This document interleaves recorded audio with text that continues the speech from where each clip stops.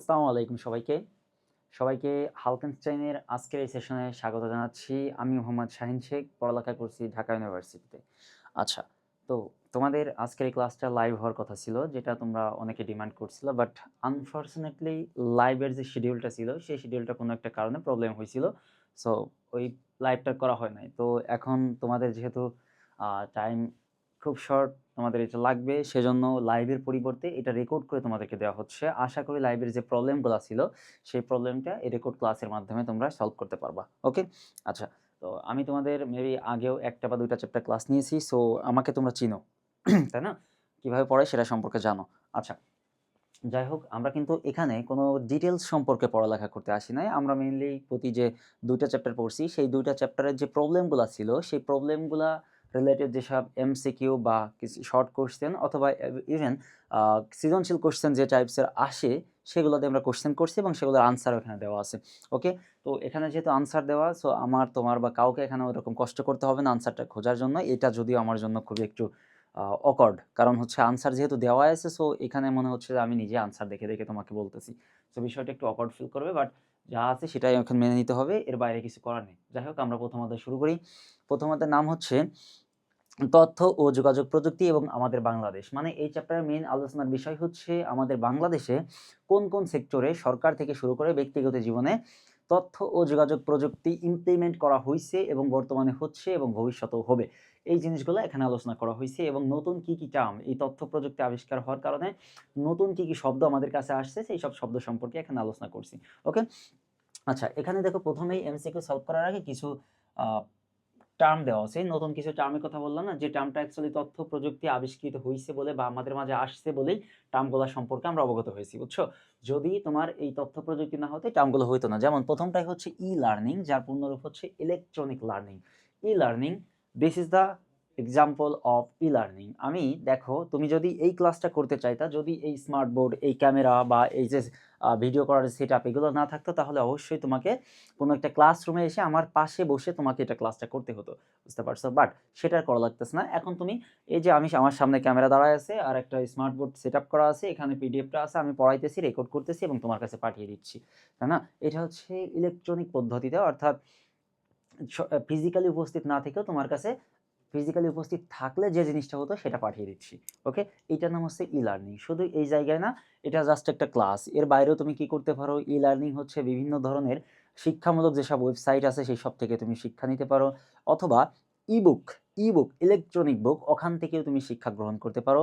YouTube থেকে বিভিন্ন video দেখতে পারো, অথবা তোমার class direct face to face ইসের মাধ্যমে Zoom অথবা যেকোনো ভিডিও কনফারেন্সিং এর মাধ্যমে, ভিডিও টেলিকনফারেন্সিং যেটাকে বলে, তার মাধ্যমে তুমি করতে পারবা। টিচার এখানে যেমন আমি বসে আছি, যদি এটা লাইভ হইতো তখন সেটা তোমার ফেস টু ফেসই হইতো। তুমি আমাকে কোয়েশ্চেন করতে, আমি তোমাকে আনসার দিতাম। বাট এখানে আনসার দেওয়ার কোনো অপশনটা আর নাই। যাই হোক, এই জিনিসটা হচ্ছে কি ই-লার্নিং এর অধিভুক্ত সবগুলা। আচ্ছা, পাঠদান করার জন্য কি লাগবে? একটা রম, ইন্টারনেট। রম কি? রমটা হচ্ছে মেইনলি একটা মেমোরি স্টোরেজ ডিভাইস। একটা স্টোরেজ ডিভাইস, যে ভিডিওটা হচ্ছে সেভ করে যেখানে রাখবো, এটা হচ্ছে একটা রম। ইন্টারনেট কানেকশন না থাকলে তোমার কাছে এটা আমি পৌঁছাইতে পারবো না। ওকে? ইন্টারনেটের মাধ্যমে তোমার কাছে পৌঁছাইতে হবে। দেন ব্যক্তিগত নেটওয়ার্ক বা টেলিভিশন চ্যানেল ব্যবহার করার পদ্ধতিকে ই-লার্নিং বলে। ব্যক্তিগত নেটওয়ার্ক, আমি একটা ওয়াইফাই ইউজ করি অথবা আমার সেলুলার ফোনে ডেটা ইউজ করি। এটা ব্যক্তিগত নেটওয়ার্ক। এইগুলা ইউজ করেই আমরা কি করি? ই-লার্নিংটা কমপ্লিট করি। দেন হচ্ছে ই-পুরজি। ই-পুরজি একটা ইন্টারেস্টিং টপিকস। ই-পুরজি হচ্ছে মেইনলি চিনি কল। বাংলাদেশে বিভিন্ন চিনি উৎপাদন কল আছে, যেটাকে চিনি কল বলে। আ এরকম অনেকগুলো আছে। যেমন আমাদের এলাকায় এই যে ফরিদপুরের মধুখালীতে একটা চিনি কল আছে। ওখানে অনেক বড় চিনি কল। বাংলাদেশের ওয়ান অফ দ্য বিগেস্ট এর যা আছে তার ভিতরে একটা। আচ্ছা, তো এইখানে যারা এই যে আখ চাষ করে, আখ থেকেই তো চিনি উৎপন্ন হয়, তাই না? যারা আখ চাষ করে, এই আখ চাষীরা কখন এই কি বলে? এই থেকে বলে আ আখটা চাষ করে কখন মজুত করবে? তো কখন দেশের প্রয়োজন হবে বা দেশে কখন সরবরাহ করতে হবে কোন পার্টি। তো এই জিনিসগুলা সরকারিভাবে তাদেরকে জানানো হইতো। কারণ এটাতে সরকারি বিভিন্ন খাতে চিনিটা ইউজ করা হয় বা এক্সপোর্ট করা হয়। তো সরকারি বিভিন্ন খাতে বলতে সরকারের বিভিন্ন ধরনের আ যেসব ইন্ডাস্ট্রি আছে, অথবা সরকার যেসব যেমন কৃষি থেকে শুরু করে যেসব প্রোডাক্ট আছে, এখান থেকে সরকারের বিভিন্ন ধরনের ছোটখাটো ইনভেস্টমেন্ট আছে, সরকারি সহায়তা আছে বা সরকারের এখানে অনুদান আছে। সেগুলোই তো, সেগুলার একটা পার্টই তো চিনি, তাই না? বা আখ। তো এই জায়গা কখন তোমাকে সরবরাহ করতে হবে, সেই তথ্যগুলা সরকার তোমাকে জানায় দিত। এই জিনিসটা হচ্ছে ই-পুরজি। সরকার জানায় দিত ইলেকট্রনিক ওয়েতে বা তারবিহীনভাবে তোমার কাছে পৌঁছে দিবে। তোমার তথ্য তোমার বাসায় চিঠি যাবে না, চিঠি যেহেতু যাবে না, সো তোমাকে একটা ফোন কলের মাধ্যমে বা SMS এর মাধ্যমে জানাই দিবে যে এই টাইমে আপনার আখ চাষীদের কাছ থেকে চিনি সরবরাহ করতে হবে বা চিনি উৎপাদন করতে হবে। এই টাইমে চিনিটা সরবরাহ করতে হবে বা এই চিনিটা মজুত করতে হবে, পরবর্তী দরকার হবে, এই জিনিসগুলো তাদেরকে জানাই দেওয়া হতো। দেন হচ্ছে ই-পর্চা সেবা। ই-পর্চা এখানে মেইনলি তোমার জায়গা জমি, যে তোমার একটা, তুমি মনে করো যে বাসায় থাকো সেই বাসার জায়গার একটা দলিল আছে না, এই দলিলটা কিন্তু অবশ্যই সরকারি নথিতে অধিভুক্ত আছে, তার নথিভুক্ত আছে, বুঝতে পারছো?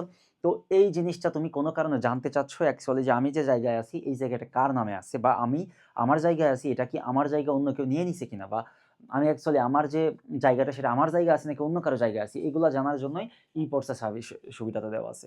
এখান থেকে তুমি তোমার তথ্য অধিকার আইনের আওতায় তুমি তোমার যে তথ্যগুলো তোমার প্রাপ্তির যোগ্য তুমি সেসব তথ্যগুলো পাবা।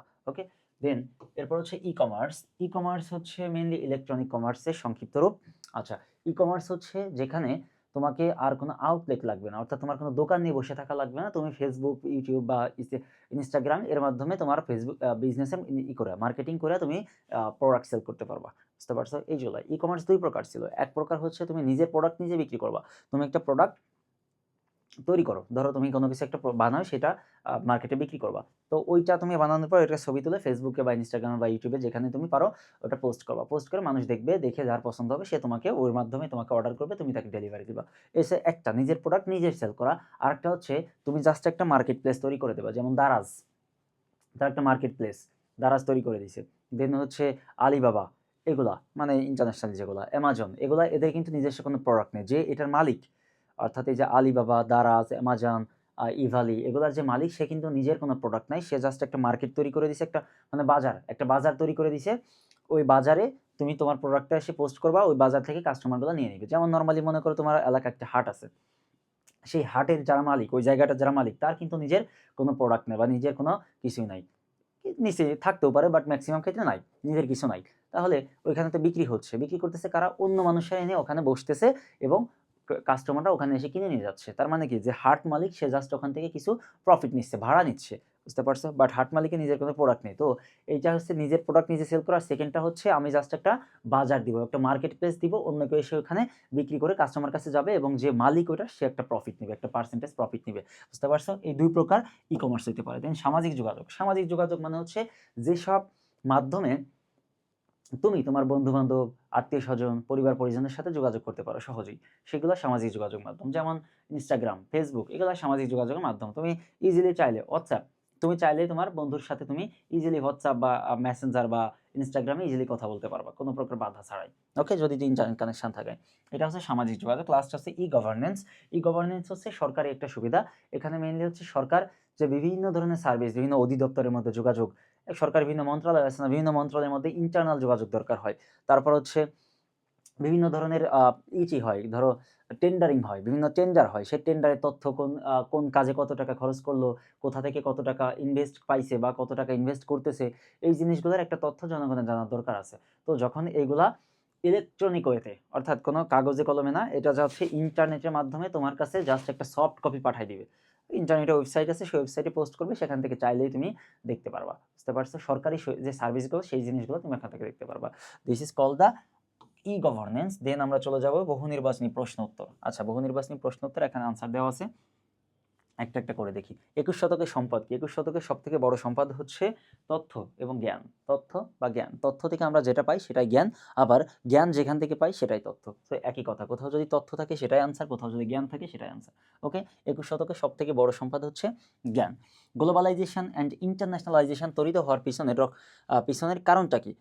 Globalization, internationalisation. গ্লোবালাইজেশন কি? গ্লোবালাইজেশন মানে হচ্ছে ওয়ার্ল্ড ওয়াইড তোমার যে যোগাযোগটা, গ্লোবাল, তোমাকে পুরো বিশ্বটা, গ্লোবাল ভিলেজ নামটা তো অবশ্যই শুনছো টার্মটা। পুরো বিশ্বটা তুমি যে কোনো একটা সময় ছিল, তুমি যোগাযোগ করতে তোমার পাশে যে ছিল জাস্ট তুমি তার সাথে যোগাযোগ করতে পারতা। অথবা তোমার পাশের গ্রামে কারো সাথে যোগাযোগ করবা, তুমি তার কাছে যাইতে হতো তোমার। গিয়ে তারপরে তার সাথে যোগাযোগ করতে হতো অথবা তার কাছে একটা চিঠি পাঠানো হইতো। তো এইটা এখন হয়ে গেছে যে পুরো বিশ্বে তুমি যোগাযোগ করতে পারবা। কোনো কোথাও যাওয়ার প্রয়োজন নেই বা কোনো চিঠি দেওয়ার দরকার নেই। তুমি ইজিলি তার সাথে যোগাযোগ করতে পারবা। এইটা হচ্ছে গ্লোবালাইজেশন। আর এই যে জিনিসটা তৈরি হয়েছে এটাকে বলা হয়তো গ্লোবাল ভিলেজ। আর ইন্টারন্যাশনালাইজেশন মানে হচ্ছে তুমি যখন আন্তর্জাতিকভাবে তোমার বিজনেস-টিজনেস যা কিছু আছে সবকিছু তুমি সরাবা। মনে করো তুমি একটা প্রোডাক্ট সেল করো। একটা সময় যখন মনে করো তথ্য প্রযুক্তি ছিল না, প্রোডাক্টটা সেল করার জন্য তোমার একটা দোকান থাকা লাগতো অথবা মানুষের বাসায় বাসায় যাওয়া লাগতো, গিয়ে ওই প্রোডাক্টটা বিক্রি করা লাগতো। তো বর্তমানে তোমার এটার কিছুই করা লাগবে না, তোমার জাস্ট হচ্ছে একটা অনলাইনে পেজ থাকতে হবে বা কিছু একটা অ্যাকাউন্ট থাকতে হবে, সেখান থেকে তুমি তোমার প্রোডাক্টের ছবি তুলে তুমি জাস্ট ওখানে পোস্ট করবা। শুধু বাংলাদেশ না, বাংলাদেশের বাইরেও অন্যান্য কান্ট্রি থেকেও তোমার পোস্টটা দেখবে, তাদের যদি পছন্দ হয় তুমি তোমার থেকে অর্ডার দিবে এবং তুমি কুরিয়ার সার্ভিসের মাধ্যমে সেখানে পাঠিয়ে দিতে পারবা। বুঝতে পারছো? ইজিলি পাঠিয়ে দিতে পারবা। এই যে তোমার বিজনেসটা শুধু বাংলাদেশে একটা জায়গায় লিমিটেড থাকলো না, পুরো বাংলাদেশ সহ পুরো বিশ্বের যে কোনো জায়গায় তোমার ব্যবসা ছড়িয়ে পড়লে, এটার নাম হচ্ছে ইন্টারন্যাশনালাইজেশন। তো এই যে গ্লোবালাইজেশন অ্যান্ড ইন্টারন্যাশনালাইজেশন পসিবল হয়েছে শুধুমাত্র তথ্য ও যোগাযোগ প্রযুক্তির কারণে। যদি ইন্টারনেট, সোশ্যাল মিডিয়া এগুলো যদি আবিষ্কৃত না হতো তাহলে এটা কখনোই সম্ভব হইতো না। কোনটির কারণে? দেশের সীমানা এখন নিজের দেশের গণ্ডি ছড়িয়ে বিশ্বায়ন, নিজের দেশের গণ্ডি ছাড়িয়ে অন্য জায়গা, মানে তোমার সীমানা, তোমার যোগাযোগ আগে তুমি করতে পারতা, যেখানে তুমি যাইতে পারতা সেটাই তোমার যোগাযোগের সীমানা। বাট এখন কি? এখন তুমি চাইলে তোমার আমেরিকার কোনো একটা বন্ধুর সাথে, তুমি চাইলে ইউরোপের কোনো একটা বন্ধুর সাথে যোগাযোগ করতে পারো ইজিলি কয়েক সেকেন্ডের মধ্যে। এটা সম্ভব হয়েছে শুধুমাত্র বিশ্বায়নের কারণে। ওকে, কখন শিল্প বিপ্লব সংঘটিত হয়? অষ্টাদশ থেকে ঊনবিংশ শতাব্দ। অষ্টাদশ থেকে ঊনবিংশ শতাব্দ। ওকে, অষ্টাদশ মানে কি 1700 সামথিং, মেনলি হচ্ছে এটা 1791 সালে শুরু হয়। 1791 নাম কতবার শুনছো?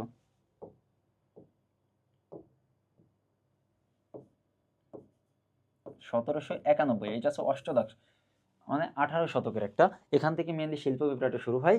আচ্ছা, এরপরেরটা হচ্ছে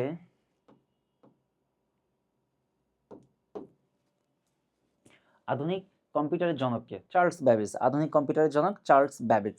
ওকে, এগুলো মুখস্থ, এগুলো আসলে এরকম বোঝার জিনিস না, যেটা বোঝার আছে সেটা সম্পর্কে আমি অবশ্যই কিছু হলেও এক্সপ্লানেশন দিব। ওকে, ডিফারেন্স ইঞ্জিন এবং অ্যানালিটিক্যাল ইঞ্জিনের আবিষ্কারক কি? Charles Babbage.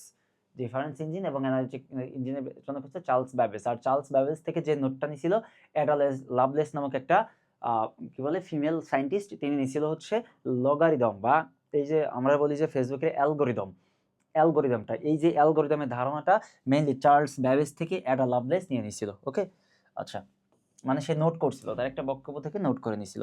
ডিফারেন্স ইঞ্জিন এবং অ্যানালিটিক্যাল ইঞ্জিন কি করতে পারে? গণনা কাজ। এটা মেইনলি গভীর হিসাব নিকাশের কাজ, রিসার্চের কাজের জন্য এটা ব্যবহার করা হয়। চার্লস ব্যাবেজ তৈরিকৃত প্রথম ইঞ্জিন দুটি কোথায় তৈরি করা হয়? লন্ডনের বিজ্ঞান জাদুঘরে সর্বপ্রথম এটা তৈরি করা হয়েছিল। এখানে মেইনলি তিনি যেভাবে লিখে গেছে, তিনি তার একটা ডায়েরিতে লিখে গেছিল। তারপর তার মৃত্যুর পর যখন মারা গেছে তখন হচ্ছে ওই যে যা লিখে গেছিল ওইভাবে একটা মেশিন তৈরি করে দেখা যায় অ্যাকচুয়ালি মেশিনটা কাজ করতেছে। বুঝতে পারছো? এটা সর্বপ্রথম লন্ডনের বিজ্ঞান জাদুঘরে তৈরি করা হয়। কত সালে ডিফারেন্স ইঞ্জিন এবং অ্যানালিটিক্যাল ইঞ্জিন তৈরি করা হয়? 1991। ওকে, এগুলো মুখস্থ। প্রোগ্রামিং ধারণার প্রবর্তক জনক অ্যাডা লাভলেস। এই যে দেখো, প্রোগ্রামিং ধারণার প্রবর্তক অ্যাডা লাভলেস। তিনি কি কারণে প্রবর্তক হয়েছে? তিনি হচ্ছে ওই যে চার্লস ব্যাবেজ থেকে আইডিয়াগুলো নিয়ে ওইটাকে উপর বিবর্ধিত করছিল এবং ওইটাকে নোট আকারে রেখে গেছিল, যেটাকে বলা হয় আমরা বলি অ্যালগরিদম। ওকে, আচ্ছা, অ্যাডার মৃত্যুর কত বছর পর অ্যাডার বর্ণনাকৃত ইঞ্জিনের কাজের ধারার নোটটি প্রকাশিত হয়? তার মৃত্যুর 100 বছর পর তিনি যে ডায়েরিটা লিখে গেছিল সেই ডায়েরিটা প্রকাশিত হয় 100 বছর পর। ওকে, বিজ্ঞানী ম্যাক্সওয়েল তড়িৎ এবং চৌম্বক বলকে একত্র করে যে ধারণাটা প্রকাশ করেন তার নাম কি? তড়িৎ চৌম্বকীয় বল। অর্থাৎ তড়িৎ শক্তি এবং চৌম্বক শক্তি অ্যাকচুয়ালি দুইটা মিলে একটা শক্তিকেই প্রকাশ করে, সেটাই হচ্ছে তড়িৎ চৌম্বক বল বলে। বুঝতে পারছো? তড়িৎ এবং চৌম্বক। ওকে, বিনা তারে এক স্থান থেকে অন্য স্থানে বার্তা প্রেরণে প্রথম সফল হন কোন বিজ্ঞানী? বাংলাদেশের বিজ্ঞানী, বিক্রমপুরের বিজ্ঞানী জগদীশ চন্দ্র বসু। তিনি সর্বপ্রথম বেতার জিনিসটা আবিষ্কার করেন। মানে কি? তার মাধ্যম ছাড়া এক স্থান থেকে অন্য স্থানে কিভাবে তথ্য আদান প্রদান করা যায়, সেটাই ছিল হচ্ছে জগদীশ চন্দ্র বসুর প্রথম আবিষ্কার। কিন্তু তিনি এটা ইন্টারন্যাশনালি রিকগনাইজড না, কারণ তিনি পাবলিশ করেন নাই। তিনি হচ্ছে কোনো প্রকার ক্রেডিট নিতে চাচ্ছিলেন না, তো এটা পরবর্তীতে অন্য কেউ এটা নিয়ে নেয়। বুঝতে পারছো? তো তিনি এখানে ক্রেডিট নেন নাই। আচ্ছা, জগদীশ চন্দ্র বসু এক স্থান থেকে অন্য স্থানে তথ্য প্রেরণে কোনটির ব্যবহার করেন? অতি ক্ষুদ্র তরঙ্গ। অতি ক্ষুদ্র তরঙ্গ মানে হচ্ছে তড়িৎ চৌম্বক তরঙ্গ ব্যবহার করে একটা। কোন কোম্পানির প্রথম মেইন ফ্রেম কম্পিউটার তৈরি করেন? IBM. IBM main frame computer তৈরি করে। মেইন ফ্রেম একটা কম্পিউটারের নাম, এই যে আমরা বিভিন্ন ধরনের কম্পিউটার দেখি না, সেই কম্পিউটার একটা নাম হচ্ছে মেইন ফ্রেম কম্পিউটার, সেটা আইবিএম কোম্পানি তৈরি করে। আচ্ছা, কত সালে মাইক্রো প্রসেসর আবিষ্কৃত হয়? 1971 সালে। মানে বাংলাদেশে যখন যুদ্ধ চলতেছিল তখন মাইক্রো প্রসেসর আবিষ্কৃত হয়েছে। এই মাইক্রো প্রসেসরের কারণেই এত বড় বড় কম্পিউটার যখন আবিষ্কৃত হয়েছিল তখন একটা রুমের সমান ছিল বা একটা বিল্ডিং এর সমান একটা কম্পিউটার ছিল, একটা বিল্ডিং এর একটা ফ্লোরে একটা কম্পিউটার থাকতে পারতো। এই মাইক্রো প্রসেসরটা আবিষ্কার হওয়ার কারণে একটা কম্পিউটারের সাইজ কমতে কমতে কমতে কমতে কমতে এতটুকু হয়ে গেছে। ইভেন এই যে আমাদের হাতে যে ছোট একটা স্মার্টফোন একটা কম্পিউটারের সমান দক্ষতা সম্পন্ন। বুঝতে পারছো? একটা কম্পিউটার যা করা যায় প্রায় অলমোস্ট সব কিছুই করা যায় স্মার্টফোন দিয়ে। এই সব কিছু সম্ভব হয়েছে বিকজ অফ মাইক্রো প্রসেসর আবিষ্কার কারণে, যেটা কত 1971 সালে। ওকে, নেটওয়ার্ক কি? নেটওয়ার্ক হচ্ছে কম্পিউটার সম্বন্ধে আন্তঃসংযোগ, মানে নেটওয়ার্ক হচ্ছে অনেকগুলো কম্পিউটারকে যখন তুমি জুড়ে দেবে, একটা একটার সাথে যোগাযোগ করতে পারবে, তথ্য আদান প্রদান করতে পারবে, সেটাই হচ্ছে নেটওয়ার্ক। তারপর হচ্ছে আরপানেট কি? একটি নেটওয়ার্কের নাম যেটা সর্বপ্রথম আবিষ্কৃত হয়। ইন্টারনেট যে জিনিসটা না, ইন্টারনেট সর্বপ্রথম আরপানেট নামে ছিল, আরপানেটকে আস্তে আস্তে মডিফাই করে ইন্টারনেটে পরিণত হয়েছে। বুঝতে পারছো? আচ্ছা, আরপানেট প্রথম ইলেকট্রনিক মাধ্যমে পত্রলাপের সূচনা করেন কে? Samuel Tomlinson. আরপানেটকে সর্বপ্রথম হচ্ছে কি করেন? ইলেকট্রনিক মাধ্যমে পত্রালাপের, মানে এটা কি করেন? আচ্ছা, ওই যে লিখে আর কি, পত্রিকায় লিখেন রেমন্ড স্যামুয়েল টমলিনসন। সর্বপ্রথম ইমেইল সিস্টেম চালু করেন কে? Raymond Samuel Tomlinson. একই কথা, দুইজন একই জিনিস করছে। স্টিভ জবস কোন কোম্পানির সাথে জড়িত? স্টিভ জবস হচ্ছে অ্যাপল কোম্পানি। যে আমরা যেটা আইফোন দেখি না এখন, এই আইফোনটা হচ্ছে স্টিভ জবসের কোম্পানি। কই এলো? আচ্ছা, প্রথম কোম্পানি পার্সোনাল কম্পিউটারের জন্য অপারেটিং সিস্টেম তৈরি করে মাইক্রোসফট। এই যে আমরা বিল গেটস বলি না, বিল গেটস হচ্ছে মাইক্রোসফটের মালিক। বিল গেটস এবং তার আরো 3টা বন্ধু ছিল মেবি, টোটাল 4 জন মিলে এটা শুরু করছে। বাট শেষ বিল গেটস টিকেছিল, যুদ্ধে সংগ্রাম করে তিনি শেষ পর্যন্ত টিকেছিল। ওকে, মাইক্রোসফট। বেতার যন্ত্রের আবিষ্কার কি? Guglielmo Marconi. ওই যে বেতার যন্ত্র সর্বপ্রথম তৈরি করে আমাদের স্যার জগদীশ চন্দ্র বসু, বাট তিনি ইন্টারন্যাশনাল রিকগনাইজেশন পায় নাই, কারণ তিনি সেটা পাবলিশ করে নাই। কিন্তু তার সেই জিনিসটা পরবর্তীতে গুগলেলমো মার্কনি আবার আবিষ্কার করেন, সেটা ইন্টারন্যাশনাল রিকগনাইজড। ওকে, প্রোগ্রামার রেমন্ড স্যামুয়েল টমলিনসন কি ছিলেন? প্রোগ্রামার। রেমন্ড স্যামুয়েল টমলিনসন কি করছে? ইমেইলটা আবিষ্কার করছে। আর কি করছে? পত্রালেপ করছে। অর্থাৎ যে ইটা ছিল, কি বলে, প্রোগ্রামিং বা যে আইডিয়াটা ছিল, হয়ে গেল নিচে, মানে এটা পত্রিকায় লিখছিল পরে সর্বপ্রথম হচ্ছে বেতারের যে জিনিসটা। আচ্ছা, অ্যাপল কোম্পানির প্রতিষ্ঠাতা কয়জন? অ্যাপল কোম্পানি 3 জন। সরি, আমি তখন ভুল বলছি। ওটা হচ্ছে এই কি হলো, বিল গেটস সহ আরো 2 জন ছিল। মাইক্রোসফটের জনক না, সরি, মাইক্রোসফটের 4 জনই ছিল। এইটা মানে এই অ্যাপল কোম্পানি যেটা আইফোনের মালিক, তো ওইটা ছিল হচ্ছে টোটাল 3 বন্ধু। ওনারা 3 বন্ধু, স্টিভ জবস এবং তার 2টা বন্ধু, টোটাল 3 জন। মাইক্রোসফট কোম্পানি প্রতিষ্ঠাতা বিল গেটস। আইবিএম কোম্পানি কত সালে তাদের বানানো পার্সোনাল কম্পিউটার অপারেটিং সিস্টেম তৈরির দায়িত্ব মাইক্রোসফট কোম্পানিকে দেয়? আইবিএম কোম্পানি মাইক্রোসফটকে তার দায়িত্ব দেয় হচ্ছে 1981 সালে। মানে তাদের যে আইবিএম কোম্পানি যে এটা তৈরি করতেছিল, আইবিএম কোম্পানিটা তৈরি কি বলে পার্সোনাল কম্পিউটার তৈরি করতেছিল, তার দায়িত্বতে তার যে অপারেটিং সিস্টেম মানে কি, একটা ডিভাইসকে চালানোর জন্য যে নির্দেশনাগুলো প্রয়োজন, অপারেটিং যেমন উইন্ডোজ হইতে পারে, তারপর হচ্ছে লিনাক্স হইতে পারে, তারপরে যে কোনো কিছু হইতে পারে আর কি, ওইটা হচ্ছে অপারেটিং সিস্টেম। মানে ওইটা ছাড়া তুমি কম্পিউটার অন করতে পারবা না। ইভেন তোমার ফোনের জন্য একটা অপারেটিং সিস্টেম আছে, যেটাকে বলা হয় অ্যান্ড্রয়েড অপারেটিং সিস্টেম 01, 02 এরকম সামথিং কিছু একটা। ওকে, তো এই অপারেটিং সিস্টেম যদি না থাকে তাহলে তোমার ডিভাইস কাজ করবে না। ডিভাইস ফুলি ফ্রেশ, 100% কি বলে, যে ড্যামেজলেস কন্ডিশন, বাট তোমারটা কোনো প্রকার কাজ করবে না, কারণ অপারেটিং সিস্টেম নাই। এই অপারেটিং সিস্টেমটা দিয়ে অপারেটিং সিস্টেমটা এই যে পার্সোনাল কম্পিউটার দায়িত্ব কারা পায়? সর্বপ্রথম পাইছে মাইক্রোসফট কোম্পানি, যেটা 1981 সালে। ওকে, বিল গেটস সর্বপ্রথম যে অপারেটিং সিস্টেম তৈরি করেন তার নাম হচ্ছে MS-DOS। HTTP পূর্ণরূপ হচ্ছে হাইপারটেক্সট ট্রান্সফার প্রোটোকল। এই যে ক্ষণবার, এটা কিন্তু স্পেলিংটা ভালোভাবে দেখে যে এটা স্পেলিং মিস্টেক করে, দেখা গেল যে এখানে একটা এস দিবে না, একটা এস না দিয়ে দিছে।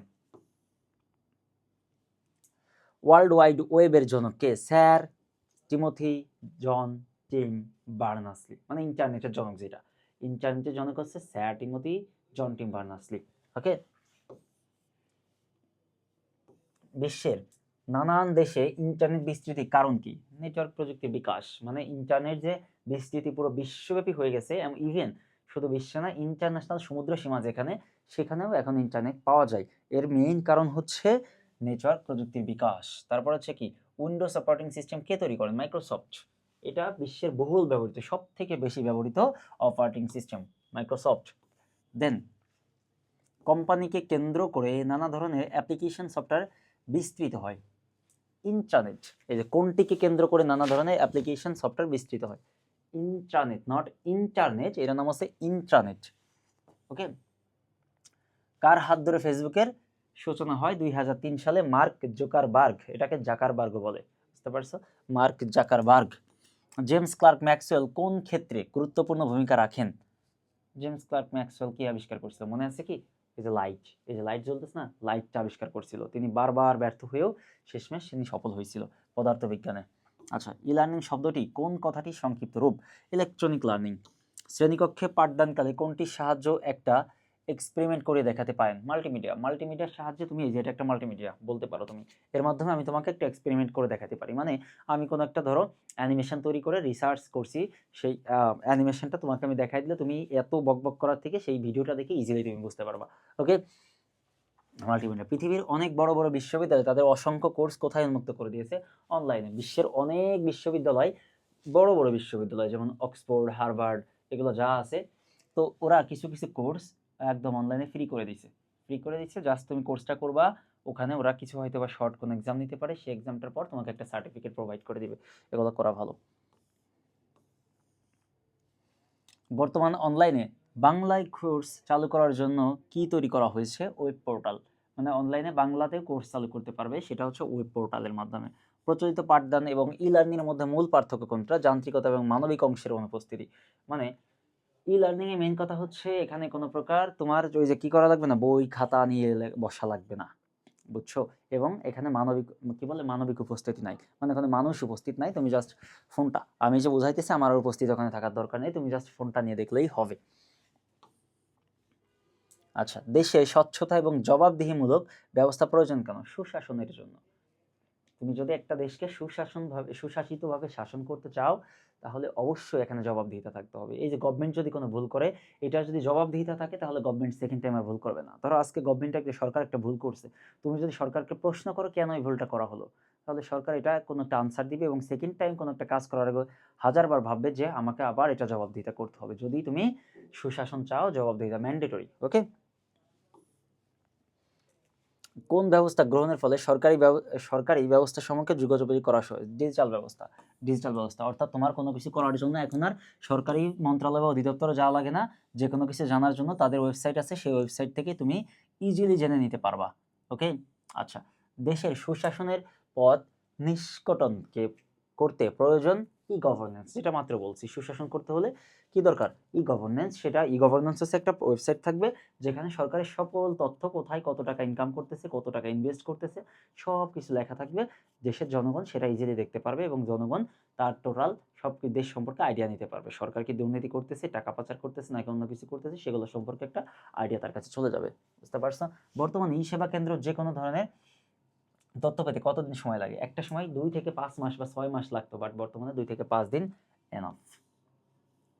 ই গভর্নেন্সের মাধ্যমে কোন কার্যক্রমের সময় কত দিনে পরিণত করা যায়? 24/7/365। মানে কোনো কার্যক্রমের সময় কত দিনে পরিণত করা যায়? বুঝতে পারছো? 24/7/365, এটা মনে রেখো। আচ্ছা, ই সেবা কেন্দ্রে চালু হয়েছে দেশের কোন ভৌগোলিক সীমারেখা ভিত্তি করে? ই সেবা কেন্দ্র চালু হয়েছে কোন ভৌগোলিক সীমারেখা? মানে প্রত্যেকটা এলাকায় একটা করে ইউনিয়ন আছে, ওই ইউনিয়নের একটা অফিস আছে না, যেটাকে আমরা বলি হচ্ছে কি বলে, ইউনিয়ন পরিষদ। ওই ইউনিয়ন পরিষদ থেকেই কিন্তু তোমার প্রয়োজনীয় তথ্যগুলো পাওয়া। এটাই হচ্ছে সেই ই সেবা কেন্দ্র। বুঝতে পারছো? ই সেবা কেন্দ্র বলা হয় ইউনিয়ন। রাষ্ট্রীয় সুবিধাগুলো সহজে প্রাপ্তির ক্ষেত্রে কোনটি সহায়ক ভূমিকা পালন করবে? ই সার্ভিস। রাষ্ট্রীয় সুবিধা, একটা হচ্ছে ই গভর্নেন্স, যেখানে সরকার কিভাবে দেশ পরিচালনা করবে সেটার তথ্য আছে। আর একটা হচ্ছে তোমার যে তথ্যগুলো তুমি চাও, তোমার যে প্রয়োজনীয় তথ্য, তোমার ব্যক্তিগত তথ্য, সেই তথ্যগুলো ই সার্ভিসের মাধ্যমেই পাবা। ইলেকট্রনিক পদ্ধতির সেবা প্রদান করাকে বলা হয় ই সার্ভিস। জমি রেকর্ডের অনুলিপি অনলাইনে সংগ্রহ করাকে কি বলা হয়? ই পর্চা। একটু আগে এক্সপ্লানেশন দিছি। ই পর্চা সংগ্রহের শর্ত কোনটি? যে কোনো স্থান থেকে নির্দিষ্ট ফি জমা দেওয়া। মানে বিকাশ, নগদ, যে কোনো কিছু একটা, বা বিভিন্ন ব্যাংক, ওখান থেকে তোমার একটা ফি পরিশোধ করতে হবে ইজিলি, তখন তুমি তোমার সব তথ্য পাবা। চিনিকল সময়ে কখন আখ সরবরাহ করতে হবে, সেজন্য আওতাধীন আখ চাষিদের দেওয়া অনুমতিপত্রকে কি বলা হয়? পুরজি। কত MCQ? Electronic money transfer system বা এমটিএস কোন ধরনের সেবা? ই সেবা। এমটিএস একটা ই সেবা, ইলেকট্রনিক মানি ট্রান্সফার সিস্টেম। মানে হচ্ছে তোমার আর টাকা কারো কাছে তুমি দিতে হলে টাকা দেওয়া লাগবে না, জাস্ট হচ্ছে অনলাইনে তোমার যে টাকার অ্যামাউন্টটা তুমি কোনো ব্যাংক অ্যাকাউন্টে আছে সেটা জাস্ট সেন্ড করে দিলেই হয়ে যাবে। এটা হচ্ছে এমটিএস বা electronic money transfer system, EMTS হবে। আচ্ছা, ইলেকট্রনিক অনলাইনের মাধ্যমে ক্রেতা বিক্রেতার মধ্যে লেনদেনের প্রক্রিয়াকে কি বলা হয়? E commerce. ক্রেতা বিক্রেতা বলা হয়েছে। নাম কি? ইলেকট্রনিক মাধ্যমে বাণিজ্য। ই কমার্স কয় ধরনের প্রতিষ্ঠান লক্ষ্য করে? 2 ধরনের। নিজের প্রোডাক্ট বিক্রি করা আর একজনের প্রোডাক্ট বিক্রি করা, 2 ধরনের। প্রচলিত বাণিজ্যে কয় ধরনের প্রতিষ্ঠান রয়েছে? 2 ধরনের। কখন থেকে বাংলাদেশে ই কমার্সের প্রসার শুরু হয়েছে? 2011 থেকে 12 সাল, এখান থেকে মেনলি শুরু হয়েছে বাংলাদেশে। এর আগে বাংলাদেশে এতটা বিস্তার হয় নাই। কর্মক্ষেত্রে আইসিটি কয় ধরনের প্রভাব লক্ষ্য করা যায়? 2 ধরনের। তারপর টুইটারে একজন ব্যবহারকারী সর্বোচ্চ কত অক্ষরের মধ্যে? 140, এটাকে বলে টুইট। 140 শব্দের মধ্যে লিখলে এটাকে বলে টুইট। আচ্ছা, আমি এগুলো এক্সপ্লানেশন দিচ্ছি না, কারণ এগুলো হচ্ছে মুখস্থ জিনিস। সো এগুলো আর কিছু কিছু এক্সপ্লানেশন আগে থেকেই দেওয়া, সেগুলো সম্পর্কে আবার সেকেন্ড টাইম এক্সপ্লানেশন দিয়ে টাইম ওয়েস্ট করতে চাচ্ছি না। আচ্ছা, ইলেকট্রনিক পত্রালাপের সূচনা করেন কে? রেমন্ড স্যামুয়েল টমলিনসন, ওখানে ছিল। বিনোদন এখন মানে যিনি হচ্ছে ইমেইল আবিষ্কার করে আর কি। বিনোদন এখন বহুমুখী হয়ে উঠেছে কোন জিনিসের মাধ্যমে? তথ্য প্রযুক্তি। তথ্য প্রযুক্তির কারণে তুমি ইজিলি বাসায় বসে বিশ্বকাপ দেখতে পারতেছো। ওকে। আচ্ছা, বিনোদনে এখন বর্তমানে তথ্য প্রযুক্তি এবং শক্তিশালী কম্পিউটার তৈরির কারণে কোনটি তৈরি সবচেয়ে সহজ হয়েছে? কার্টুন। কার্টুন তৈরি করা ইজি হয়ে গেছে। ইজিলি তুমি কার্টুন তৈরি করে অনলাইনে পোস্ট করে তুমি টাকা ইনকাম করতে পারবা, লাখ লাখ কোটি কোটি টাকা, যদিও কিছুই পারে না। আচ্ছা, ই লার্নিং এর ক্ষেত্রে যে তথ্যগুলো অধিক প্রযোজ্য, বাংলাদেশ ই লার্নিং এর ক্ষেত্রে অনেকটা এগিয়ে আছে। হ্যাঁ, ই লার্নিং এর ক্ষেত্রে বাংলাদেশ যথেষ্ট আগায় আসছে এখন, কারণ মানুষ এখন ওই কোচিং সেন্টারে গিয়ে ভর্তি হচ্ছে না পড়ালেখার জন্য। এসব অনলাইন যে এডটেক আছে এখান থেকে বাসায় বসে সেটা ক্লাসটা করতে পারতেছে। তুমি যদি মনে করো ঢাকায় এসে তোমার একটা কোচিংয়ে ভর্তি হতে হবে, ওখানে থাকা, ওখানে খাওয়া, নতুন পরিবেশে অ্যাডজাস্ট করা, নতুন ফ্রেন্ড পাওয়া বা যে কোনো রিস্ক আছে সেসব রিস্কগুলো অ্যাভয়েড করা, সব কিছু করতে তোমার হয়তোবা অনেক বেশি তোমার উপর দিয়ে চাপ যাবে, প্রেশার যাবে, মেন্টালি প্রেশার নিতে হবে। বাট এখন তোমার কিছুই করা লাগছে না, বাসায় বসেই ঢাকায় বসে যেটা করতে সেটাই করতে পারতেছো। ওকে। বাংলাদেশের শিক্ষা ক্ষেত্রে সমস্যা সমাধানে ই লার্নিং বড় ভূমিকা রাখতে পারে। হ্যাঁ, এটাও সঠিক। বাংলাদেশের সনাতন শিক্ষা পদ্ধতির বিকল্প হিসেবে ই লার্নিং অধিক কার্যকর। এখানে 3-4 যদি 100% সত্য, বাট হচ্ছে 2-3 নাম্বারটা 100% না। কি কারণে? কারণ সনাতনী শিক্ষা পদ্ধতি মানে কি? যে ক্লাসরুমে আসা। ক্লাসরুমে যদি একজন শিক্ষার্থী না আসে তাহলে কিভাবে মানুষের সাথে মিশতে হয়, কিভাবে আচার-আচরণ করতে হয়, এগুলা সম্পর্কে সে জানবে না। সো এই যে ই লার্নিং জিনিসটা কখনো সনাতন শিক্ষা পদ্ধতির বিকল্প হতে পারে না। সনাতন শিক্ষা পদ্ধতির একটা সহায়ক শিক্ষা পদ্ধতি হতে পারে, বিকল্প না। ওকে? তাহলে 1 এবং 2 নাম্বারটা সঠিক। গভর্নেন্স বা সুশাসনের জন্য দরকার জবাবদিহিতা, স্বচ্ছতা, সহযোগিতা। স্বচ্ছতা এবং জবাবদিহিতা দরকার। সহযোগিতা, সরকার যে অর্গানাইজেশনগুলো তাদের কারো সাহায্য চায় না, তারা জাস্ট তাদের কাজটাই করতে পারে, যে কাজটা করবে, সাহায্যের প্রয়োজন হয় না। সো এখানে জাস্ট হচ্ছে স্বচ্ছতা এবং জবাবদিহিতা দরকার। ডিজিটাল ব্যবস্থা চালুর ফলে নাগরিক হয়রানির অবসান ঘটে, নাগরিক বিড়ম্বনার অবসান ঘটে, দেশের সুশাসনের পথ নিষ্করণ হয়। 3টা এখানে। ই সেবা কেন্দ্র চালু হওয়ার জেলা প্রশাসকের কার্যালয়ে সকল সেবা পাওয়া যায় স্বল্প সময়ে, কম খরচে, ঝামেলাহীনভাবে। 3টাই সঠিক। যে কোনো পণ্য বা সেবা বাণিজ্যের শর্ত হলো বিক্রেতার কাছে পণ্য থাকা। প্রথম কথা হচ্ছে তুমি ব্যবসা করলে তোমার কাছে প্রোডাক্ট থাকতে হবে। সেকেন্ড, ক্রেতা কর্তৃক তার বিনিময় মূল্য পরিশোধ। মানে যে কিনবে তার বিনিময় মূল্য কিভাবে পরিশোধ করবে? বিকাশ, নগদ, ব্যাংক অ্যাকাউন্ট বা অন্য কোনোভাবে কিভাবে পরিশোধ করবে সেই জিনিসটা থাকা। আর 3 নম্বর, বিক্রেতার সাথে ক্রেতার সরাসরি সাক্ষাৎকার, এটার কোনো প্রয়োজন নাই। 1 এবং 2 নম্বরটাই হলে হচ্ছে, সরাসরি সাক্ষাৎকারের দরকার নেই। জাস্ট হচ্ছে মেসেঞ্জারে, ফেসবুকে যেখানে পারে কথা বলে, কথা দিয়ে অর্ডারটা দিয়ে দাও, শেষ।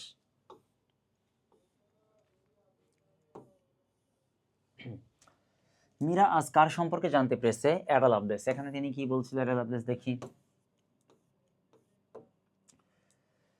তথ্য যোগাযোগ প্রযুক্তি বই পড়ে মীরা আজ অ্যানালিটিক্যাল ইঞ্জিনের কাজের ধারা সম্পর্কে প্রবক্ত। দেখো, অ্যানালিটিক্যাল ইঞ্জিনের কাজের ধারার প্রবক্ত কে? Ada Lovelace. তার বর্ণনার এই নোটটি পরবর্তীতে যখন প্রকাশিত হয় তখন বিজ্ঞানীরা বুঝতে পারেন তিনি আসলে অ্যালগরিদমের ধারণায় প্রকাশ করেছিলেন। তিনি কি অ্যাকচুয়ালি বলছিলাম একটু আগে, নোট নিছিল কার থেকে? চার্লস ব্যাবেজ থেকে নোট নিছিল। বুঝছো? চার্লস ব্যাবেজ থেকে নোট নিয়ে সেটা প্রকাশ করছিল তিনি তার মৃত্যুর 100 বছর পর। এটাকে অ্যাডা লাভলেস। ওকে। উক্ত ব্যক্তি সম্পর্কে যে তথ্যগুলো প্রযোজ্য, তিনি মাত্র 37 বছর বেঁচে ছিলেন। 1 নম্বরটা সঠিক। দেন তিনি চার্লস ব্যাবেজের সহকারী ছিলেন। না, সহকারী না, তিনি চার্লস ব্যাবেজের একটা জুনিয়র ছিলেন। মানে তিনি চার্লস ব্যাবেজের অনেক ভক্ত ছিলেন। ওকে। তিনি প্রোগ্রাম প্রবর্তক জনক, এইটা সঠিক। আচ্ছা, এরপর আমরা সংক্ষিপ্ত প্রশ্নে চলে আসছি, আনসারটা দেওয়া আছে। সো এখানে বেশি এক্সপ্লানেশনে গিয়ে এত বড় ভিডিওটা লেন্দি করে তোমাদেরকে আমি বিরক্ত করতে চাচ্ছি না। জাস্ট আমি কোশ্চেনটা পড়তেছি এবং যেগুলো বেসিক কথাবার্তা সেগুলো বলে যাচ্ছি। তথ্য যোগাযোগ প্রযুক্তি বিকাশের ফলে রেমান্ড স্যামুয়েল টমলিনসন স্টিভ জবসের ভূমিকা ব্যাখ্যা করো। রেমান্ড স্যামুয়েল টমলিনসন কি করছে? ইমেল তৈরি করছে। বা পত্রালেপ। পত্রালেপ মানে কি, তোমার যে লেখাগুলা ইমেইলের মাধ্যমে তুমি লিখবা ওগুলা পত্রিকায় সেটা ডিটেলস বলছে, প্রকাশটা করছে। তিনি ইমেইলের মাধ্যমে মানুষের পরিচয়, একটা অদ্বিতীয় পরিচয় ক্রিয়েট করছে, মানে পুরো বিশ্বে। ধরো আমার নাম হচ্ছে শাহিন, এই শাহিন নামটা সারা বিশ্বে আরো অনেক মানুষের আছে, লক্ষাধিক মানুষের থাকতে পারে, বুঝতে পারছো? বাট ইমেইল এমন একটা জিনিস, সেটা বিশ্বের একজন মানুষের একটা মাত্র পরিচয়। একই ইমেইল পুরো পৃথিবীর আর কারো থাকবে না, বুঝতে পারছো? একজনের একটা পরিচয়। তুমি যখন ইন্টারন্যাশনালি বিভিন্ন ইউনিভার্সিটিতে বিভিন্ন ব্যবসার কাজে বা বিভিন্ন মানুষের সাথে যোগাযোগ করবা, তখন তোমার একমাত্র এবং প্রধান পরিচয় হবে ইমেইল, যেটা রেমান্ড স্যামন টেলভিশন তৈরি করছে। এরপর হচ্ছে স্টিভ জবস। স্টিভ জবসকে আধুনিক কম্পিউটারের জনক। এই স্টিভ জবসের কারণেই হচ্ছে আমরা এই যে ছোট একটা কম্পিউটার পাইছি, ছোট একটা কম্পিউটার কি দিয়ে আমরা সকল কাজ করতে পারতেছি, আমাদের কাজকে সহজ করা হয়েছে, স্বয়ংক্রিয় করা সম্ভব হয়েছে। তো তাদের আমরা ভূমিকা সম্পর্কে জানতে পারলাম, এগুলো পড়বা। বলা হয়ে গেছে 2। ই লার্নিং সম্পর্কে যা জানো তাই লিখো। ই লার্নিং ইলেকট্রনিক লার্নিং এর একটা সংক্ষিপ্ত। ই লার্নিং হচ্ছে যখন ফিজিক্যালি উপস্থিত না থেকে কোনো প্রকার যান্ত্রিকতা এবং মানবিক অংশের উপস্থিতি ছাড়াই যখন শিক্ষা গ্রহণ করা হয়, তখন তাকে বলা হয় ই লার্নিং। আচ্ছা, ই লার্নিং এর কিছু এক্সাম্পল দিয়ে দিবা। যেমন এই যে আমরা বিভিন্ন ধরনের অনলাইন কোর্স করতে পারি, বিভিন্ন ধরনের অনলাইন অ্যাডটেক থেকে ক্লাস করতে পারি, বিভিন্ন ধরনের স্কিল ডেভেলপ করতে পারি, ইউটিউব ফেসবুক ভিডিও দেখে স্কিল ডেভেলপ করতে পারি। এই প্রত্যেকটা হচ্ছে ই লার্নিং এর একটা একটা আওতাভুক্ত। এখানে সুবিধাগুলো কি আছে? এখানে তোমাকে ফিজিক্যালি উপস্থিত থাকতে হবে না, শারীরিকভাবে সেখানে উপস্থিত থাকার কোনো প্রয়োজন নাই। তুমি বাসায় বসে তোমার কাজের পাশাপাশি তোমার স্কিল ডেভেলপ করতে পারবা। এগুলো হচ্ছে সুবিধা, এগুলো সম্পর্কে আলোচনা করবা। আচ্ছা, ই লার্নিং সম্পর্কে আরেকটা জিনিস, ই লার্নিং হচ্ছে সনাতন শিক্ষা পদ্ধতির একটা সহায়ক শিক্ষা পদ্ধতি, নট বিকল্প। এই কথাটা কিন্তু ম্যান্ডেটরি দিতে হবে, কারণ ই লার্নিংটা যদি তোমার বিকল্প হয়ে যায় সনাতন শিক্ষা পদ্ধতি, তাহলে কিন্তু এই যে মানুষের সাথে কিভাবে মিশতে হয়, কিভাবে মানুষকে শ্রদ্ধা করতে হয়, কিভাবে রাস্তাঘাটে চলাফেরা করতে হয়, কিভাবে শিক্ষকদের সম্মান করতে হয়, বা বন্ধুদের সাথে কিভাবে ডিল করতে হয়, ব্যবসা কিভাবে শুরু করতে হয়, এই জিনিসগুলো তুমি ঘরে বসে কখনো শিখতে পারবা না। তুমি হয়তো একটা সূত্র সম্পর্কে জানবা, তুমি হয়তো একটা রিসার্চ সম্পর্কে জানতে পারবা, তুমি হয়তো একটা ম্যাথ করতে পারবা, তুমি হয়তো ইংলিশে কথা বলতে পারবা। এইগুলা পারলে একটা জীবন ফুলফিল হয়ে যায় না। এগুলা কিভাবে ইমপ্লিমেন্ট করতে হয়, রিয়েল লাইফে কিভাবে এগুলোকে কাজে লাগাইতে হয়, সেগুলো শিখতে হলে অবশ্যই তোমাকে ক্লাসে উপস্থিত হইতে হবে, বুঝতে পারছো? তো সনাতন শিক্ষা পদ্ধতি হচ্ছে ক্লাসে উপস্থিত হওয়া, বাট ই লার্নিং হচ্ছে তোমার ক্লাসে উপস্থিত থাকার কোনো প্রয়োজন নেই। সো ক্লাসে উপস্থিত থাকার পাশাপাশি তোমাকে ই লার্নিংটা দিলে তোমার ক্লাসের পড়ালেখাটা ইজি হবে। ওকে, তাহলে এটা কখনো বিকল্প হইতে পারে না, এটা হচ্ছে। আচ্ছা, এরপরে কোশ্চেনটা দেখি।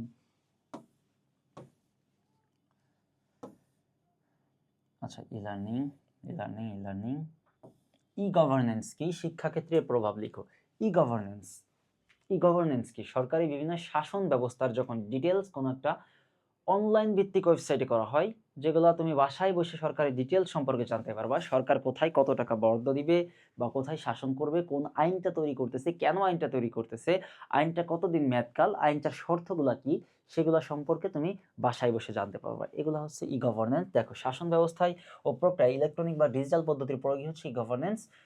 ই গভর্নেন্সের মাধ্যমে সরকারি ব্যবস্থাকে আধুনিক, ই গভর্নেন্স, এখানে ই গভর্নেন্স শব্দটা আসবে এরপরে। ই গভর্নেন্সের মাধ্যমে সরকারি ব্যবস্থা সমূহকে আধুনিক ও যুগোপযোগী করার পাশাপাশি সরকারি ব্যবস্থা সমূহকে স্বচ্ছতা ও জবাবদিহিতা নিশ্চিত করা সম্ভব। শিক্ষাক্ষেত্রে এটা কিভাবে কাজে লাগতে পারে? ই গভর্নেন্সের মাধ্যমে শিক্ষাক্ষেত্রে যেমন তোমার পরীক্ষার ফলাফল তুমি বাসায় বসে জানতে পারো, একটা এসএমএস করো বা ওয়েবসাইটের মাধ্যমে তোমার রোল নাম্বার দিয়ে তুমি খুঁজে নিতে পারো। দেন হচ্ছে এই যে আরো কি কি আছে, একটা সময় পরীক্ষা অভিভাবক প্রধান শহর থেকে দূরবর্তী ফলাফল প্রকাশের 7 দিন পর তাদের, মানে এই কথাটাই এত ডিটেলস বলছে কিভাবে রেজাল্ট পাইতে পারো, জাস্ট একটা মোবাইল এসএমএস অথবা ওয়েবসাইট থেকে তোমার তথ্য দিয়ে তুমি ইজিলি বের করে নিতে পারো। আচ্ছা, এর বাইরে এখানে আর কিছুই নাই। ভর্তি, তারপরে কোনো ইউনিভার্সিটিতে, যেমন বিশ্বের বিভিন্ন ইন্টারন্যাশনাল ইউনিভার্সিটি ভর্তির জন্য তোমার আর ওই সব এম্বাসিতে যাওয়া লাগে না, বাসায় বসে ওয়েবসাইট আছে, তাদের ওয়েবসাইট থেকে তুমি অ্যাপ্লিকেশন করতে পারবা। এটা তোমার কথা হয় যাওয়া লাগবে না। এগুলো হচ্ছে ই গভর্নেন্সের অধিভুক্ত আর কি, শিক্ষাক্ষেত্রে কিভাবে কাজে লাগে। বাংলাদেশ ই গভর্নেন্স সুবিধা উল্লেখ করো, যেগুলা মাত্র বলা হয়েছে, একটু আগে বলা হয়েছে। ই গভর্নেন্স সুবিধা কি? বর্তমানে এসএসসি এইচএসসি পরীক্ষার রেজাল্ট পাবলিশ করা, বিভিন্ন পাবলিক বিশ্ববিদ্যালয়ে ভর্তির ফর্ম পূরণ করা, তারপর হচ্ছে সরকারি কার্যালয়ের যেসব সুবিধা পেতে 2-3 সপ্তাহ লাগতো, সেগুলো 2-3 দিনে সুবিধা পাওয়া, তথ্যের ডিজিটালাইজেশন করানো, মানে যে কোনো একটা সিদ্ধান্ত গ্রহণে 80-90% সময় কম লাগে। মানে তথ্য, তুমি একটা সিদ্ধান্ত নিবা, সেই সিদ্ধান্ত নেওয়ার জন্য তোমাকে কিছু তথ্য কালেক্ট করতে হবে। সেই তথ্যটা কালেক্ট করতে তুমি যদি অফলাইনে কালেক্ট করো, মানুষের কাছে দাঁড়ে দাঁড়িয়ে ঘুরে তথ্যটা কালেক্ট করতে হবে, অনেক বেশি টাইমের দরকার। বাট তুমি যখন এটা অনলাইনে পারবা, দেখো গুগলে সার্চ করো, তাদের ওয়েবসাইটে যাও, তথ্যটা কালেক্ট করো, কয়েক মিনিটের মধ্যে সব তথ্য পেয়ে যাবে এবং তুমি ডিসিশন নিতে পারবা ইজিলি। আচ্ছা, সরকারি অধিদপ্তর সময় সরকারি বিভিন্ন মন্ত্রণালয় আছে না, মন্ত্রণালয় একটার সাথে যোগাযোগ করা লাগে, অধিদপ্তরের মধ্যে যোগাযোগ করা লাগে, তো সেইগুলা আন্তঃসংযোগ সম্ভব হয়েছে ইজিলি। কারো মন্ত্রণালয় অন্য কেউ যাওয়া লাগতেছে না, এক মন্ত্রণালয় আর এক মন্ত্রণালয় কীভাবে এই গভর্নেন্সের যে সুবিধা ইন্টারনেটের মাধ্যমে, সেটার মাধ্যমে ইজিলি যোগাযোগ করে তারা তাদের কাজ করতে পারতেছে খুব অল্প সময়ে ঝামেলাহীনভাবে। মোবাইল ফোন বা অনলাইনের মাধ্যমে বিদ্যুৎ, গ্যাস এবং পানির বিল পরিশোধ করা, এগুলো প্রত্যেকটা এই গভর্নেন্সের অংশ। ই সার্ভিস কি? বাংলাদেশ সরকার চালু করা কয়েকটি সার্ভিসের নাম লেখো। ই সার্ভিস হচ্ছে যখন ইলেকট্রনিক পদ্ধতিতে জনগণকে বা বিভিন্ন কাস্টমারকে সুবিধা দেওয়া হয়, তখন তাকে বলা হয় ই সার্ভিস। বাংলাদেশ সরকার এবং অনেকগুলো চালু করছে, তার মধ্যে যে ই পুরজি আছে, ই পুরজি সম্পর্কে ডিটেলস বলা হয়েছে।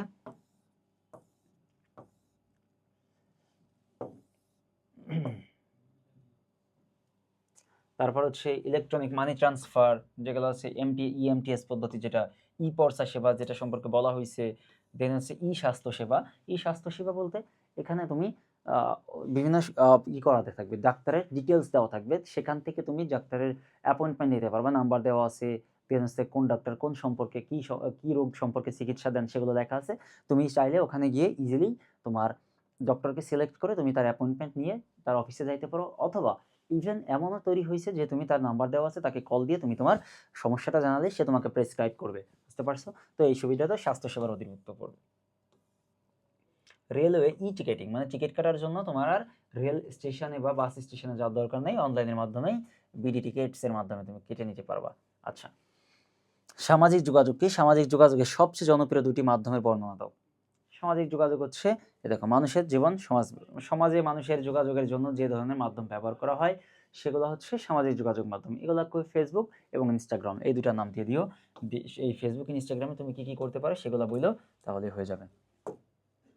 এই যে একটা দিছে ফেসবুক, আর একটা দিছে টুইটার। ইনস্টাগ্রাম না দিয়ে টুইটার দিয়ে দিছে। ফেসবুকে কি কি কাজ করা যায় সেগুলো সম্পর্কে বলছে, টুইটার কি কি কাজ করা যায় সেগুলো সম্পর্কে এখানে বলছে।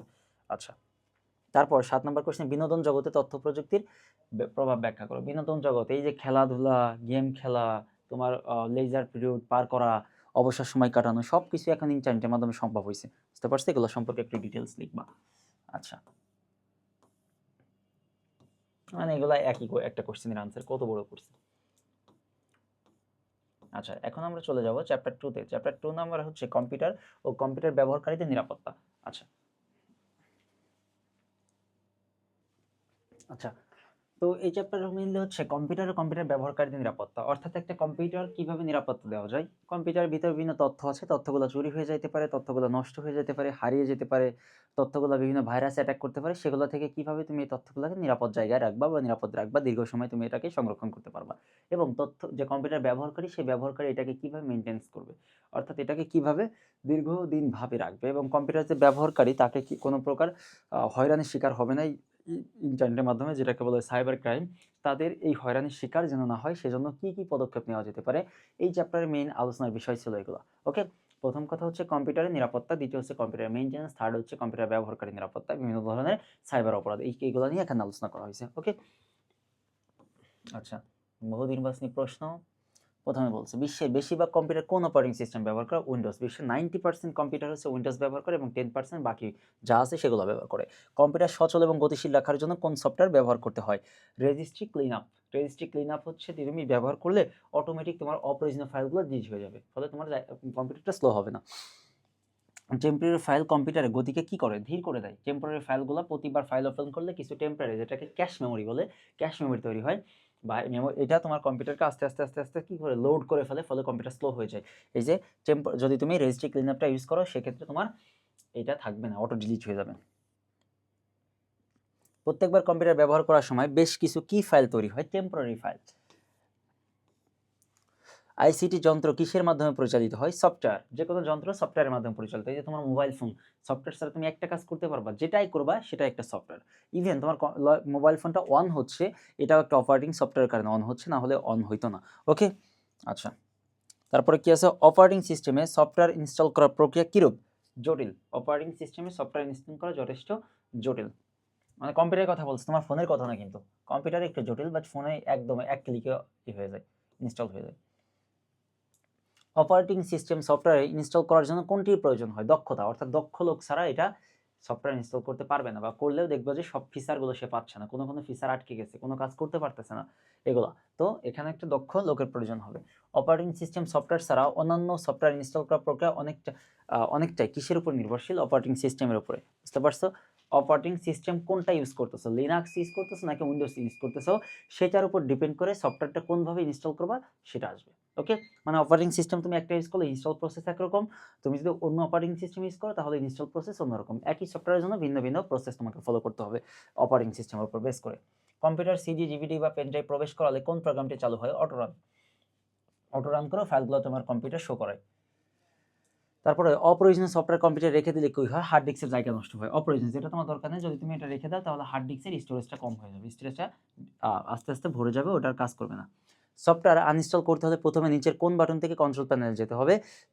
Start button. স্টার্ট বাটন থেকে, স্টার্ট বাটন কন্ট্রোল প্যানেল আছে, কন্ট্রোল প্যানেল থেকে সফটওয়্যার আছে, সফটওয়্যারের মধ্যে গিয়ে আনইনস্টল নামক অপশন আছে, তুমি আনইনস্টল করতে পারবা। ডিলিট শব্দের অর্থ হচ্ছে মুছে ফেলা। সফটওয়্যার ডিলিট করার ধাপ কয়টি? ডিলিট করতে হলে 12টি ধাপ তোমাকে অনুসরণ করতে হবে, 12টি। প্রথমে আনইনস্টল করতে হবে, আনইনস্টল করার জন্য হয়তো বা 6টা বা 7টা ধাপ আছে, তারপর ডিলিট করতে, আনইনস্টল করার পর ওটাকে ডিলিট করতে হবে, ডিলিট করার জন্য আরও 4-5টা ধাপ করতে হবে, টোটাল 12টা। বুঝতে পারছো? মানে তুমি সরাসরি ডিলিট করতে পারবে না, ওটাকে আগে আনইনস্টল করে তারপর ডিলিট করতে হবে। কিবোর্ডে কোন বোতামটি চেপে সফটওয়্যার ডিলিট প্রক্রিয়া সম্পূর্ণ করতে হয়? F3। Virus, vital information and resource under siege, এটা হচ্ছে ভাইরাসের পূর্ণরূপ। ওকে, মুখস্থ করবা। এখানে কিন্তু স্পেলিংটা very very important, spelling mistake হলে পুরোটাই ভুল। বুঝতে পারছো? এটা কিন্তু সংক্ষিপ্ত প্রশ্নেও আসে। আচ্ছা, কত সালে ভাইরাস শব্দের নামকরণ করা হয়? 1980 সালে ভাইরাস শব্দের নামকরণ করা হয়। ডেস্কের বুট সেক্টরকে আক্রমণ করে কোন ভাইরাস? বুট, নামই বুট। বুট সেক্টরকে আক্রমণ করে কি? বুট। তারপর হচ্ছে ফাইলের সংক্রমিত ভাইরাস কম্পিউটারে কোথায় অবস্থান নেয়? মেমোরিতে। ফাইলে কোনো একটা যদি ভাইরাস দ্বারা আক্রান্ত হয় কোনো একটা ফাইল, সেটা কোথায় থাকে? ওই ভাইরাস আক্রান্ত ফাইলটা মেমোরিতে চলে যায়, স্টোরেজ ডিভাইসে চলে যায়। কম্পিউটার বা আইসিটি যন্ত্রে ভাইরাসের প্রতিষেধক কি? অ্যান্টিভাইরাস। একটা ভাইরাস, তুমি যখন তোমার কোনো জ্বর হয়, তুমি সেখানে অ্যান্টিবায়োটিক খাও বা ওষুধ খাও, তো এর হচ্ছে প্রতিষেধক, অর্থাৎ তোমার অসুস্থতার প্রতিষেধক হচ্ছে ওই ট্যাবলেটটা। তো যখন ভাইরাস হচ্ছে সে অসুস্থতা, এর প্রতিষেধক হচ্ছে অ্যান্টিভাইরাস। অ্যান্টিভাইরাস দিলে ভাইরাস থেকে লাথি দিয়ে বের করে দিবে। ওকে, কম্পিউটারে সর্বদা অ্যান্টিভাইরাস আপডেট রাখতে হয় কেন? কারণ যে কোনো ধরনের ভাইরাস আসতে পারে, নতুন ভাইরাস আসে, আর নতুন ভাইরাসকে মারার জন্য নতুন অ্যান্টিভাইরাস দরকার হয়, সেজন্য সতর্কতামূলক বার্তা দেখে ভাইরাস ক্লিন করতে। বুঝছো? গুরুত্বপূর্ণ তথ্য উপাত্ত সফটওয়্যারকে নিরাপত্তা যে তালা দিতে হয় তাকে কি বলা হয়? পাসওয়ার্ড। তোমার গুরুত্বপূর্ণ তথ্য, তোমার ফেসবুক অ্যাকাউন্ট বা তোমার জিমেইল অ্যাকাউন্ট বা যে কোনো জায়গা, তুমি যদি লগ ইন করতে চাও তোমাকে একটা পাসওয়ার্ড দিতে হয়। এই পাসওয়ার্ডটা হচ্ছে নিরাপত্তা, তোমার ওটার চাবি কি, যাতে তুমি ছাড়া অন্য কেউ এখানে কি করতে না পারে, অ্যাক্সেস করতে না পারে। এখানে শুধুমাত্র তুমি পাসওয়ার্ডটা জানো এবং তুমি অ্যাক্সেস করতে পারবা। পাসওয়ার্ড দেওয়া থাকলে কি সুবিধা হয়? অন্য কেউ এখানে যাইতে পারবে না, মানে তোমার ওইটা কেউ লগ ইন করতে পারবে না বা ব্যবহার করতে পারবে না। কি দেওয়া আছে? যে কেউ তথ্য নিতে বা ক্ষতি করতে পারবে না। মৌলিক পাসওয়ার্ড তৈরি করা কি ধরনের কাজ? সৃজনশীল কাজ। মৌলিক পাসওয়ার্ড তৈরি করা মানে কি? পাসওয়ার্ডটা কতটা কঠিন দিচ্ছ কেউ যেন অনুমান করতে না পারে, কেউ যেন এটাকে ইমাজিন করতে না পারে যে কতটা কঠিন। তুমি যত কঠিন দেবা সেটাই তোমার সৃজনশীলতার একটা প্রকাশ। ওকে, আমাদের দৈনন্দিন জীবনে কিসের ব্যবহার প্রচলিত বেড়েই চলছে? তথ্য প্রযুক্তির। আমরা দিন দিন তথ্য প্রযুক্তি ব্যবহার করতেছি। একটা সময় জাস্ট আমরা একটা বাটন ফোন ইউজ করতাম, এখন স্মার্টফোন ইউজ করতেছি। এর পরবর্তীতে দেখা গেল যে স্মার্টফোনটাকে আরো আপডেট করা হয়েছে, যেটা দিয়ে আরো অনেক বেশি কাজ করতে পারতেছি। বুঝতে পারছো? একটা সময় মানুষ সাইকেল ইউজ করতো, তারপর বাইক ইউজ করতেছে, এরপর কার ইউজ করবে, কারের পর দেখা গেল এক সময় আকাশযান ইউজ করতেছে। ওকে, এই যে মানুষ আস্তে আস্তে তথ্য প্রযুক্তি দিয়ে কি হচ্ছে? আপডেটেড হচ্ছে। একজন অনলাইন ব্যবহারকারী বিভিন্ন কারণে বিভিন্ন ধরনের কি ব্যবহার করেন? ওয়েবসাইটে অনলাইন ব্যবহার করে, যে কোনো তথ্য দরকার হলে তো ওয়েবসাইটে, সরকারি বিভিন্ন পোর্টাল আছে, ওয়েবসাইট আছে, ই গভর্নেন্স, ই সার্ভিস অথবা ই লার্নিং, যেটাই তুমি বলো, সেখান থেকে তুমি তোমার ওয়েবসাইট থেকে তথ্যটা পাবা। আচ্ছা, সাধারণ ও ইমেল সাইটগুলো কোন ধরনের ঝুঁকির সম্ভাবনা থাকে? অ্যাকাউন্ট হ্যাক হয়ে যায়। অ্যাকাউন্ট হ্যাক মানে কি? কেউ তোমার অ্যাকাউন্টটা চুরি করে নিয়ে যেতে পারে। চুরি না, এটা অ্যাকচুয়ালি এটা ছিনতাই করে নিয়ে যেতে পারে। কিছুদিন পর নিচের কোন পাসওয়ার্ডটি পরিবর্তন করা প্রয়োজন? ইমেইলের পাসওয়ার্ডটা চেঞ্জ করলে ফলে এটা কেউ তোমার থেকে চুরি করতে পারবে না, অনুমান করতে পারবে না। জিমেইল অ্যাকাউন্টের নিরাপত্তা শক্তিশালী করার জন্য নিচের কোন অপশন করতে হবে? Two way verification. অর্থাৎ কেউ যদি পাসওয়ার্ড জেনেও যায়, বাট তোমার যদি টু ওয়ে ভেরিফিকেশন অন থাকে, তারপরও সে লগ ইন করতে পারবে না। টু ওয়ে ভেরিফিকেশনটা যদি অন থাকে, তাহলে পাসওয়ার্ড দেওয়ার পর এইটা যে ফোনে সর্বপ্রথম, ধরো আমার ফোনে আমার জিমেইলটা আছে, আমার জিমেইলটা কেউ চুরি করে নিল, আমার পাসওয়ার্ডটা চুরি করে নিছে, তার ফোনে সে ওটা লগ ইন করতে যাচ্ছে। লগ ইন করার সময় টু স্টেপ ভেরিফিকেশন যদি অন থাকে, তাহলে আমার ফোনে লগ ইন করা ছিল, আমার ফোনে একটা মেসেজ আসবে যে কেউ একজন আপনার ইমেইলে বা জিমেইলে লগ ইন করতে চাচ্ছে, এটা কি আপনি নাকি অন্য কেউ? যদি বলি হ্যাঁ এটা আমি, তাহলে এটা লগ ইন হয়ে যাবে। যদি আমি বলি না, লগ ইন আমি না, তাহলে ওখানে লগ ইন হবে না। পাসওয়ার্ড দেওয়া সত্ত্বেও, সঠিক পাসওয়ার্ড দেওয়া সত্ত্বেও সেখানে লগ ইন হবে না। এটাকে বলা হয় টু ওয়ে ভেরিফিকেশন অথবা টু স্টেপ ভেরিফিকেশন বলে এটাকে। কোথায়? কুকিজ চালু থাকলে সফটওয়্যার ব্যবহারকারী কম্পিউটার ও ব্রাউজারে বিভিন্ন তথ্য অন্যত্র পাঠিয়ে দেওয়া যায়। ওয়েব ব্রাউজারে। আচ্ছা, মাদক জীবনের জন্য কি ক্ষতিকর? এটা সবাই জানে, তাই না? কম্পিউটার একটি টুল, কম্পিউটার জাস্ট একটা টুল। আচ্ছা, কোন দেশের নাগরিক টানা 50 ঘন্টা কম্পিউটার গেম খেলে মৃত্যুর কোলে ঝুঁকে পড়ে? যেটা হচ্ছে দক্ষিণ কোরিয়া। বুঝছো? দক্ষিণ কোরিয়া, এই যে কোরিয়া, 50 ঘন্টা একটানা কম্পিউটার গেম খেলে সে মৃত্যুর কোলে ঝুঁকে পড়ছিল, মারা যায় নাই। আচ্ছা, সামাজিক যোগাযোগ সাইটে প্রয়োজন না থাকলে নিজেকে কি করতে হবে? নিবৃত। মানে কি, ওখানে তোমার প্রয়োজন নাই, সো তোমার ওখানে যাওয়ার কোনো দরকার নাই। তুমি সৃজনশীল কোনো কাজ করো, ইভেন তুমি ঘুম দাও, তোমার কাজে দেবে, ব্রেইনটা ফ্রেশ হবে। ওকে, নিবৃত করতে হবে, সংযত করতে হবে। বুঝতে পারছো? কাজ নাই, দরকার না ওখানে ইউজ করার। সামাজিক যোগাযোগ সাইটে আসক্তি কমাতে চাইলে কাদের কাটছাট করে সংখ্যা কমিয়ে আনতে হবে? অপ্রয়োজনীয় মানুষদের কাটছাট করে এখানে কমিয়ে আনতে হবে। কপিরাইট আইনের লক্ষ্য কি? উৎপাদন। কপিরাইট আইন মানে হচ্ছে আমি একটা জিনিস তৈরি করছি, আমার তৈরিকৃত জিনিস যেন অন্য কেউ ইউজ করতে না পারে, আমি যদি পারমিশন না দেয় যেন সে ইউজ করতে না পারে। এটার লক্ষ্য কি? উৎপাদক মানে যে তৈরি করছে, আমি তৈরি করলে আমি উৎপাদক, তাদের ফসল ঘরে তোলার অধিকার দেওয়া, উৎপাদকের ফসল ঘরে তোলার অধিকার দেওয়া। ওকে। 36, একটি মুদ্রিত পুস্তকের কপিরাইট ভঙ্গ করে তা কি করা যথেষ্ট ঝঞ্ঝাটপূর্ণ এবং ব্যয়বহুল? পুনর্মুদ্রণ করা। পুনর্মুদ্রণ মানে আবার ওটাকে প্রিন্ট করা। বুঝতে পারছো? যথেষ্ট ব্যয়বহুল এবং ঝঞ্ঝাটপূর্ণ, ঝামেলাপূর্ণ। কপিরাইট হোল্ডারের অধিকার ক্ষুণ্ণ হলে কপিরাইট বিঘ্নিত হয়, এটাকে কি বলা হয়? পাইরেসি। যখন আমি কপিরাইট দিয়ে দিছি, আমার ধরো আমি একটা ভিডিও তৈরি করছি, সেই ভিডিওটা আমি কপিরাইট দিয়ে দিছি, কপিরাইট দেওয়ার পরও, কপিরাইট মানে কি, আমার ভিডিওটা আমার পারমিশন ছাড়া অন্য কেউ ইউজ করতে পারবে না, বা পারবেই না, আমি পারমিশন দিলেও সে ইউজ করতে পারবে না। বুঝতে পারছো? এটা হচ্ছে কপিরাইট। এখন আমার কপিরাইট দেওয়ার পরও আমার ভিডিওটা কেউ ইউজ করতেছে, এটাকে বলা হয় পাইরেসি। বুঝতে পারছো? মানে একটা অপরাধ। বিএসএ এর পূর্ণ, BSA, business software alliance, BSA. আচ্ছা, পার্সোনাল কম্পিউটার ব্যবহারকারীদের প্রতি 10 জনের মধ্যে কতজন পাইরেসি মুক্ত? 7 জন। মানে 10 জনের মধ্যে, প্রতি 10 জনের মধ্যে 7 জন পাইরেসি মুক্ত। পাইরেসি মানে কি? তার কপিরাইট ভঙ্গ হয় নাই। পার্সোনাল কম্পিউটার ব্যবহারকারী প্রতি 10 জনের মধ্যে 7 জন পাইরেসি মুক্ত। এ কথা কত সালে প্রতিবেদনে প্রকাশ করা হয়েছে? 2011 সালে বলা হয়েছে। এটা বর্তমানে আরো বেশি হবে। তথ্যের অবাধ প্রবাহ এবং জনগণের তথ্য অধিকার নিশ্চিতকরণের লক্ষ্যে বিশ্বের বিভিন্ন দেশে কোন আইন প্রণীত বা বাস্তবায়িত হচ্ছে? রাইট টু ইনফরমেশন, মানে রাইট তথ্য। বুঝতে পারছো? সঠিক তথ্য তোমাকে দিবে। প্রজাতন্ত্রের সকল ক্ষমতার মালিক কে? জনগণ। প্রজাতন্ত্রের একটা গণতান্ত্রিক দেশের সকল ক্ষমতার মালিক হচ্ছে কে? জনগণ। ওকে। বাংলাদেশে তথ্য অধিকার আইন চালু হয়েছে কি নামে?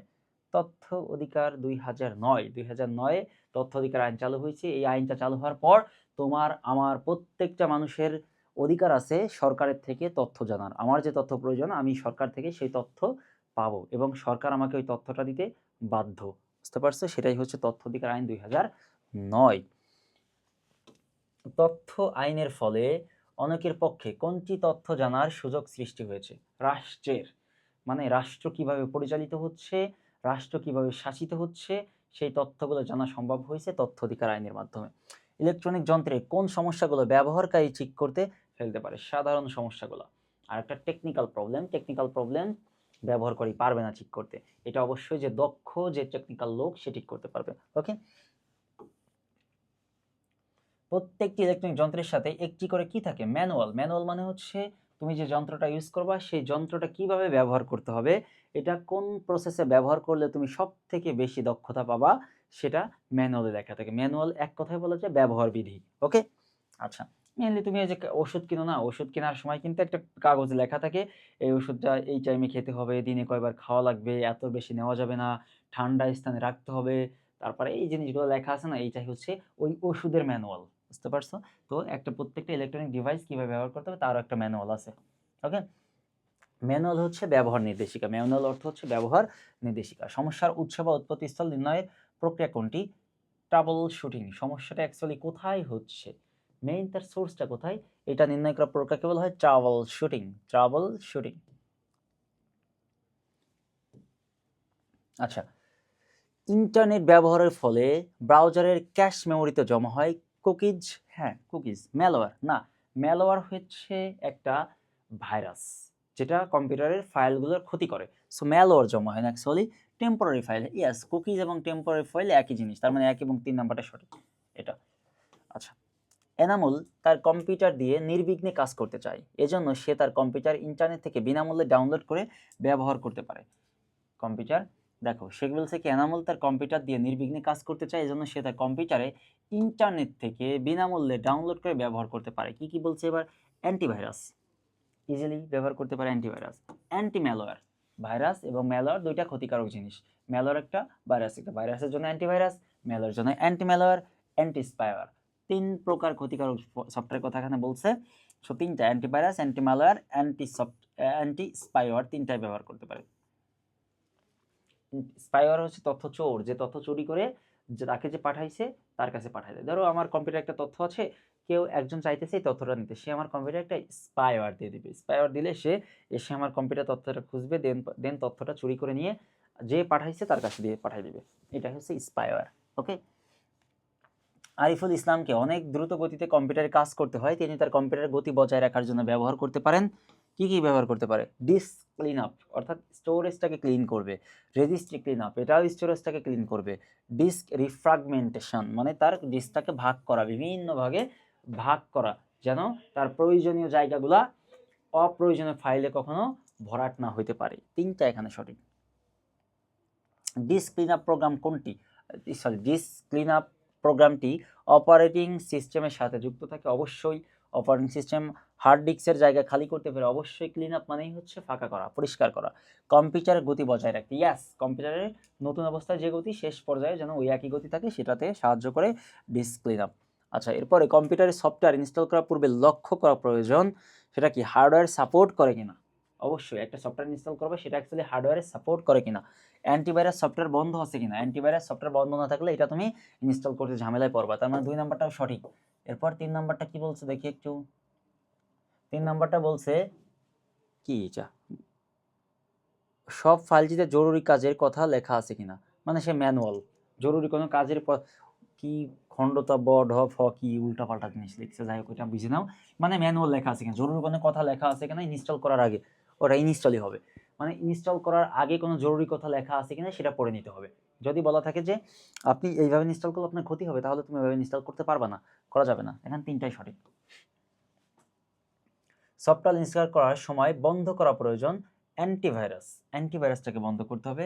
আইসিডি যন্ত্রের সকল কাজ, মানে ইনস্টল করার সময় অন্যান্য যেসব কাজ করতেছে সেসব কাজ বন্ধ করে দিতে হবে। 2 এবং 3, অপারেটিং সিস্টেম বন্ধ করলে তো কম্পিউটারই বন্ধ হয়ে যাবে। অপ্রয়োজনীয় সফটওয়্যার যন্ত্রে রেখে দিলে কি হবে? একটা হচ্ছে হার্ড ডিস্কের জায়গা নষ্ট হবে, যেটা তোমার দরকার নেই, রেখে দিচ্ছ, তাহলে স্টোরেজ খাবে। আচ্ছা, যন্ত্রটি পরিচালনা ঝামেলা হবে। ইয়াস, যেহেতু স্টোরেজ দখল করে রাখবে তাহলে তো যন্ত্রটি কি হয়ে যাবে? স্লো হয়ে যাবে, ঝামেলা হবে। ব্যবহারকারী বুদ্ধিমত্তা প্রকাশ পায় না, এটা বোকামি।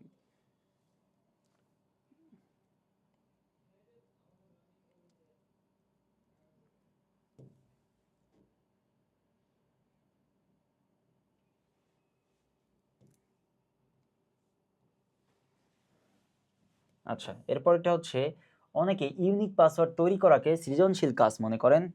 ইউনিক পাসওয়ার্ড তৈরি কাজ ঝামেলার কাজ মনে করে, সময় সাপেক্ষ কাজ মনে করে। মানে এই দুইটা, এর নিচে দুইটা হবে।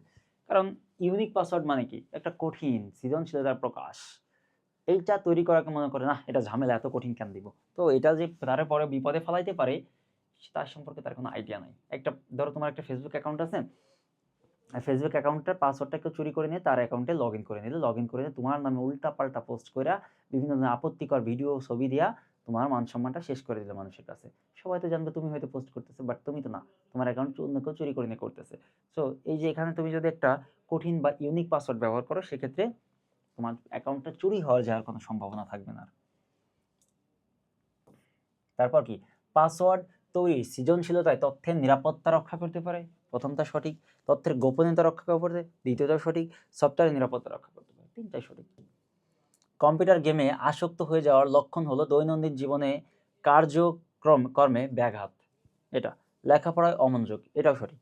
গেম থেকে বিরত থাকলে শারীরিক অস্বস্তি বোধ হয়, তিনটাই সঠিক। এখানে তিনটাই সঠিক। এই যে দেখো,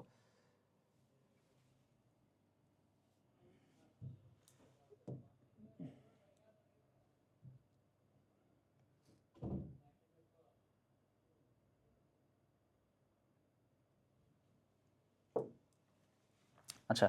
তারপর হচ্ছে কপিরাইট আইন অধিকার সংরক্ষণ করে কি করে, শিল্পীদের, লেখকদের, ব্যবসায়ীদের কোনো কপিরাইট আইন দরকার নেই। একই প্রোডাক্ট হাজার হাজার মানুষ বিক্রি করে, এটা না।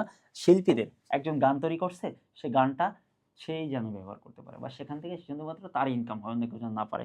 দেন লেখকদের অবশ্যই কোনো একটা রাইট, কোনো কিছু তুমি একটা আর্টিকেল লিখছো, সে আর্টিকেল থেকে তোমার কিছু প্রফিট দরকার না, তোমার তো ফ্যামিলি চলা লাগবে, তাই না? আচ্ছা, এরপরে হচ্ছে বিএসএ সৃষ্টির মূল উদ্দেশ্য। আচ্ছা, মেধাত্ব সংরক্ষণ করা, কপিরাইট ভঙ্গ করা অ্যান্ড পাইরেসি নজরদারি করা। 1 এবং 3 নম্বরটা সঠিক, মেধাত্ব সংরক্ষণ করা। মানে তোমাকে যদি আমি কপিরাইট আইনটা, আমি ধরো কিছু একটা আর্টিকেল লিখছি, ওই আর্টিকেলটা লিখে আমি কিছু ইনকাম করতে চাচ্ছি, আমি এটা বিক্রি করে ইনকাম করতে চাচ্ছি, আমার তো পরিবার চালাইতে হবে, তাই না? আচ্ছা, এখন যদি এটা কপিরাইট আইন না থাকে বা ওই যে বিএসএ এই সংগঠনটা না থাকে, তাহলে তো আমার তথ্য চুরি করে নিয়ে অন্য কেউ, আমি কষ্ট করে ওটা আর্টিকেলটা লিখতেছি, অন্য কেউ চুরি করে নিয়ে সে ইনকাম করতেছে, তাহলে আমি কি আর চাইবো সেকেন্ড টাইম যে কষ্ট করে এগুলো লেখার জন্য? অবশ্যই চাইবো না। তাহলে আমার মেধা থাকা সত্ত্বেও আমি মেধাটা কাজে লাগাবো না। সেজন্য এর প্রথমটা কি, মেধাত্ব সংরক্ষণ করা, কপিরাইট ভঙ্গ করা না। বিএসএ কপিরাইট ভঙ্গ করা না, ওটা কাজ না।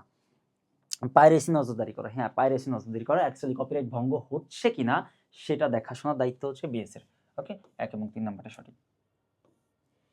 সংক্ষিপ্ত প্রশ্নে চলে আসছি, আমরা সংক্ষিপ্ত প্রশ্নটা পড়া শুরু করি। কি কি আছে? প্রথমটা, সফটওয়্যার ইনস্টল করার পূর্বে কোন বিষয়গুলো লক্ষ্য করা প্রয়োজন? এখানে কিন্তু এমসিকিউতে কয়েকবার আসছে কোন জিনিসগুলো প্রয়োজন। এক হচ্ছে ওই সফটওয়্যারটা তোমার হার্ড ডিস্কের জন্য প্রযোজ্য কিনা, এটা দেখতে হবে। সেকেন্ড, তোমার যখন ইনস্টল করতেছো তখন অ্যান্টিভাইরাস যেগুলো আছে, antivirus, anti spire, anti malware কি অফ আছে কিনা। এবং থার্ড যেটা, তোমার অন্যান্য যে কাজগুলো করতেছো, সফটওয়্যারে তারা বিভিন্ন, কম্পিউটারে তারা বিভিন্ন কাজ করে, তাই না? সেই কাজগুলো কি ইনস্টল করার সময় বন্ধ আছে কিনা, এই জিনিসগুলো খেয়াল করতে হবে। বাকিটা তুমি পড়ে নিও। ওকে, এই যে দেখো পয়েন্ট ওয়াইজ দেওয়া আছে। তারপরে ওই সফটওয়্যারটা কীভাবে ইনস্টল করতে হবে সেই ম্যানুয়ালটা তোমাকে পড়ে নিতে হবে। আচ্ছা, এরপর দেখো কম্পিউটার ভাইরাস আক্রান্ত হওয়ার লক্ষণসমূহ, ভাইরাস কম্পিউটারে কি কি ক্ষতি করতে পারে, কম্পিউটার লক্ষণ কি, ভাইরাস আক্রান্ত হয়েছে তার লক্ষণ কি এবং কি কি ক্ষতি করতে পারে, অনেক বেশি ইম্পর্টেন্ট একটা কোশ্চেন। আচ্ছা, এই যে এখানে দেখো একদম পয়েন্ট ওয়াইজ সব দেওয়া আছে। প্রোগ্রাম এবং ফাইল ওপেন করতে স্বাভাবিক সময়ের চেয়ে বেশি টাইম লাগতেছে। যখন ভাইরাস অ্যাটাক করবে তখন দেখবা যে নর্মালি যদি 2 সেকেন্ড কোনো একটা ফাইল ওপেন করতে লাগে বা সফটওয়্যার ওপেন করতে লাগে, তখন দেখবা যে অনেক বেশি টাইম লাগতেছে। একটা সেকেন্ড, মেমোরি কম দেখানো। তোমার মেমোরি আছে ধরো 50 জিবি, ওখানে দেখো মেমোরি কম দেখাচ্ছে, 10 জিবি 20 জিবি দেখাচ্ছে, বাকিটা ভাইরাসে খেয়ে দিছে। তারপর কম্পিউটার চালু অবস্থায় চলমান কাজের সাথে সংশ্লিষ্ট এমন কিছু অপ্রত্যাশিত বার্তা প্রদর্শিত হয়। মানে কম্পিউটার তোমার চালু রয়েছে, তুমি একটা কাজ করতেছো, কিন্তু হুট করে অন্য একটা জিনিস আবার দেখাই দিছে, অন্য একটা সফটওয়্যার তোমাকে কম্পিউটারের ভাষায় দিছে, তার মানে এখানে ভাইরাস অ্যাটাক করছে। নতুন প্রোগ্রাম ইনস্টলের ক্ষেত্রে বেশি সময় লাগা, ইয়াস। চলমান কাজের ফাইলগুলো বেশি জায়গা দখল করে। মানে কোনো একটা ফাইল ধরো নর্মালি তোমাকে ধরো 100 মেগাবাইট খাইছে, 100 মেগাবাইট জায়গা দখল করছে, কিন্তু দেখা গেল যে ওই সফটওয়্যারটা এখন 200 300 500 মেগাবাইট খাইতেছে। এটা একটা সফটওয়্যার কি বলে, ভাইরাস অ্যাটাকের একটা নিদর্শন। ওকে, যন্ত্র চালু করার সময় হতে পারে, মানে এগুলো তুমি জানতে পারো, এগুলো হচ্ছে লক্ষণ যেসব ক্ষতি করতে পারে। কি কি ক্ষতি করতে পারে পড়ে নিও এগুলো। ওকে, দেখো কম্পিউটার সংরক্ষণ কোনো ফাইল মুছে দিতে পারে, কোনো কিছু ডিলিট করে ফেলতে পারে। তুমি একটা ফাইল রেখে দিছো, ওটা ডিলিট করে দিতে পারে। ডেটা বিকৃত, মানে ডেটাকে পরিবর্তন করে দিতে পারে, কারাপ্ট করতে পারে। তুমি একটা ক্যালকুলেশন করে রাখছে সেই ক্যালকুলেশনটাকে পরিবর্তন করে অন্য কিছু করে দিতে পারে। কম্পিউটারে কাজ করার সময় আচমকা অবাঞ্ছিত ডেটা প্রদর্শন, একটু আগে বলছি, তুমি একটা কাজ করতেছো, অন্য একটা সফটওয়্যারে আচমকা কোনো একটা তথ্য শো করে দিছে। ওকে, কম্পিউটার মনিটর ডিসপ্লেকে বিকৃত মানে কারেক্ট করে দেয়, ডিসপ্লেকে দেখা গেল ভাগ হয়ে গেছে, এই সাইডে একটা হয়ে গেছে, এই সাইডে একটা পার্ট দেখাচ্ছে, বুঝতে পারছো, অর্ধেকে দেখাচ্ছে আর অর্ধেক কিছুই দেখাচ্ছে না বা অন্য কিছুতে শো করতেছে। এটা সিস্টেম ধীরগতি সম্পন্ন করে দিতে পারে, এটা তো প্রধান, সিস্টেমকে দুর্বল করে দেয়। কম্পিউটার বা আইসিটি যন্ত্রগুলো কিভাবে ভাইরাস মুক্ত রেখে ব্যবহার করা যায়, অ্যান্টিভাইরাস ইউজ করা, এটা রিডিং করে নিও। এই যে প্রসেসগুলো দেখো সবগুলো একটা একটা করে দেওয়া আছে। প্রশ্ন, মৌলিক পাসওয়ার্ড তৈরির ক্ষেত্রে কোন কোন বিষয়ের প্রতি লক্ষ্য রাখা প্রয়োজন? একটা মৌলিক পাসওয়ার্ড তৈরি করতে চাচ্ছ, মৌলিক মানে ইউনিক পাসওয়ার্ড, যেটা অন্য কেউ যেন তোমাকে এস্টিমেটও না করতে পারে যে এই পাসওয়ার্ডটা ও দিতে পারে। তো মৌলিক পাসওয়ার্ডটা তৈরি করার ক্ষেত্রে কিছু কিছু জিনিস তোমাকে ফলো করতে হবে। মানে নিজের বা পরিবারের কারো নাম বা ব্যক্তিগত কোনো তথ্য সরাসরি ব্যবহার না করা। মানে আমার নাম দিয়ে যদি আমি পাসওয়ার্ড তৈরি করি তাহলে যে কেউ এটা এস্টিমেট করতে পারবে যে ওর নামটা হয়তো পাসওয়ার্ড হতে পারে, এটা ব্যবহার করা যাবে না, বা পরিবারের কারো এটা ইউজ করা যাবে না। তারপরে দেখো, সংখ্যা, চিহ্ন বা শব্দ ব্যবহার ক্ষেত্রে ছোট হাতের বড় হাতের মিক্স আপ করতে হবে, অর্থাৎ small letter capital letter mix up করলে এটা যে কেউ তোমার নামটা যদি তুমি দিয়েও দাও তাহলে দেখবা যে তোমার নামের একটা স্মল লেটার দেবে একটা ক্যাপিটাল লেটার দেবে, এটা কিন্তু কেউ করতে পারবে না, অনুমান করতে পারবে না। পাসওয়ার্ডটি যেন অবশ্যই একটু বড় আকারের হয়, পাসওয়ার্ডটা যেন সাইজটা একটু বড় হয়। ধরো ৩-৪টা ওয়ার্ড দিয়ে তুমি পাসওয়ার্ডটা শেষ করে দিও না, তুমি ১০-১২টা ওয়ার্ড দাও, এর মধ্যে কিছু নাম্বার দাও, কিছু লেটার দাও, কিছু স্মল লেটার, কিছু ক্যাপিটাল লেটার, দেন হচ্ছে কিছু সাইন দাও, চিহ্ন দাও, এগুলা। পাসওয়ার্ড মনে রাখার জন্য নিজের পছন্দের একটি সংকেত ব্যবহার করা, মানে পাসওয়ার্ডটা যেন মনে থাকতে পারে, মনে থাকে যেন ভুলে না যায়, সেজন্য তুমি যে জিনিসগুলো সচরাচর তোমার সাথে ঘটে বা যে জিনিসগুলো তোমার চোখের সামনে থাকে সেই জিনিসগুলো তুমি দিতে পারো। ওকে, আচ্ছা। তারপর হচ্ছে পাইরেসি বলতে কি বোঝায়, এর প্রতিরোধ ব্যবস্থা সম্পর্কে। পাইরেসি লেখক শিল্পী সহ পাইরেসি সম্পর্কে একটু আগে ডিটেলস বলা হয়েছিল। লেখক শিল্পী সহ সৃজনশীল কর্মীদের তাদের নিজেদের সৃষ্টি কর্মকে সংরক্ষণ করার অধিকার দেওয়ার কপিরাইটের আইনের লক্ষ্য।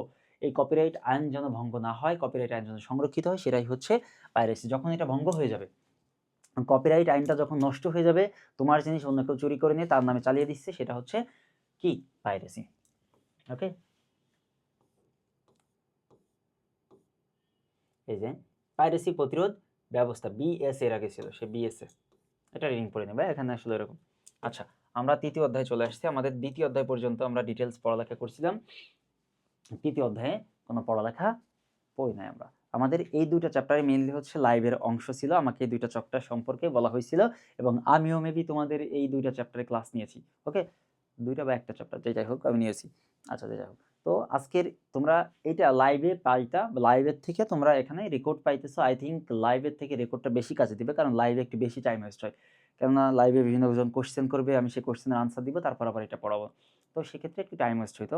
বাট এখানে টাইমটা ওয়েস্ট হয় নাই কোনোভাবে, আমি ডিরেক্ট হচ্ছে একটা একটা করে পড়াই গেছি, এখানে কারো কোশ্চেনের আনসার দেওয়া লাগে নাই, কাউকে আমার হ্যান্ডেল করা লাগে না। ওকে, তো আমি চেষ্টা করব এর পরের যে পার্টগুলো আছে সেগুলো এর পরের যে ভিডিও বা লাইভে সেখানে শেষ করে দেওয়ার। বাট এখান থেকে যতটুকু পর্যন্ত হয়েছে ততটুকু পর্যন্ত তোমাদেরকে ক্লিয়ার করে রাখতে হবে, তোমাদেরকে এটা জানতে হবে, পড়তে হবে, এবং এখানে যত এমসিকিউ দেওয়া হয়েছে এবং শর্ট কোশ্চেনগুলো দেওয়া হয়েছে এর ভিতর থেকে আশা করছি পরীক্ষায় থাকবে। এমসিকিউ আসলে 100% এর ভিতর থেকেই থাকবে এবং শর্ট কোশ্চেনগুলো এর ভিতর থেকেই থাকবে ইনশাল্লাহ। ওকে, আচ্ছা, এখন তোমরা এই ভিডিওটা যেখান থেকে দেখবা, তোমরা যদি কোনো প্রবলেম ফেস করো তাহলে অবশ্যই সেখানে কমেন্ট করবা, আমরা এবং আমি ট্রাই করব তোমাদের প্রবলেমগুলো আনসার করে দেওয়ার জন্য। ওকে, সবাই ভালো থাকো, সুস্থ থাকো, দেখা হবে পরবর্তী কোনো ক্লাসে বা লাইভে। আসসালামু আলাইকুম।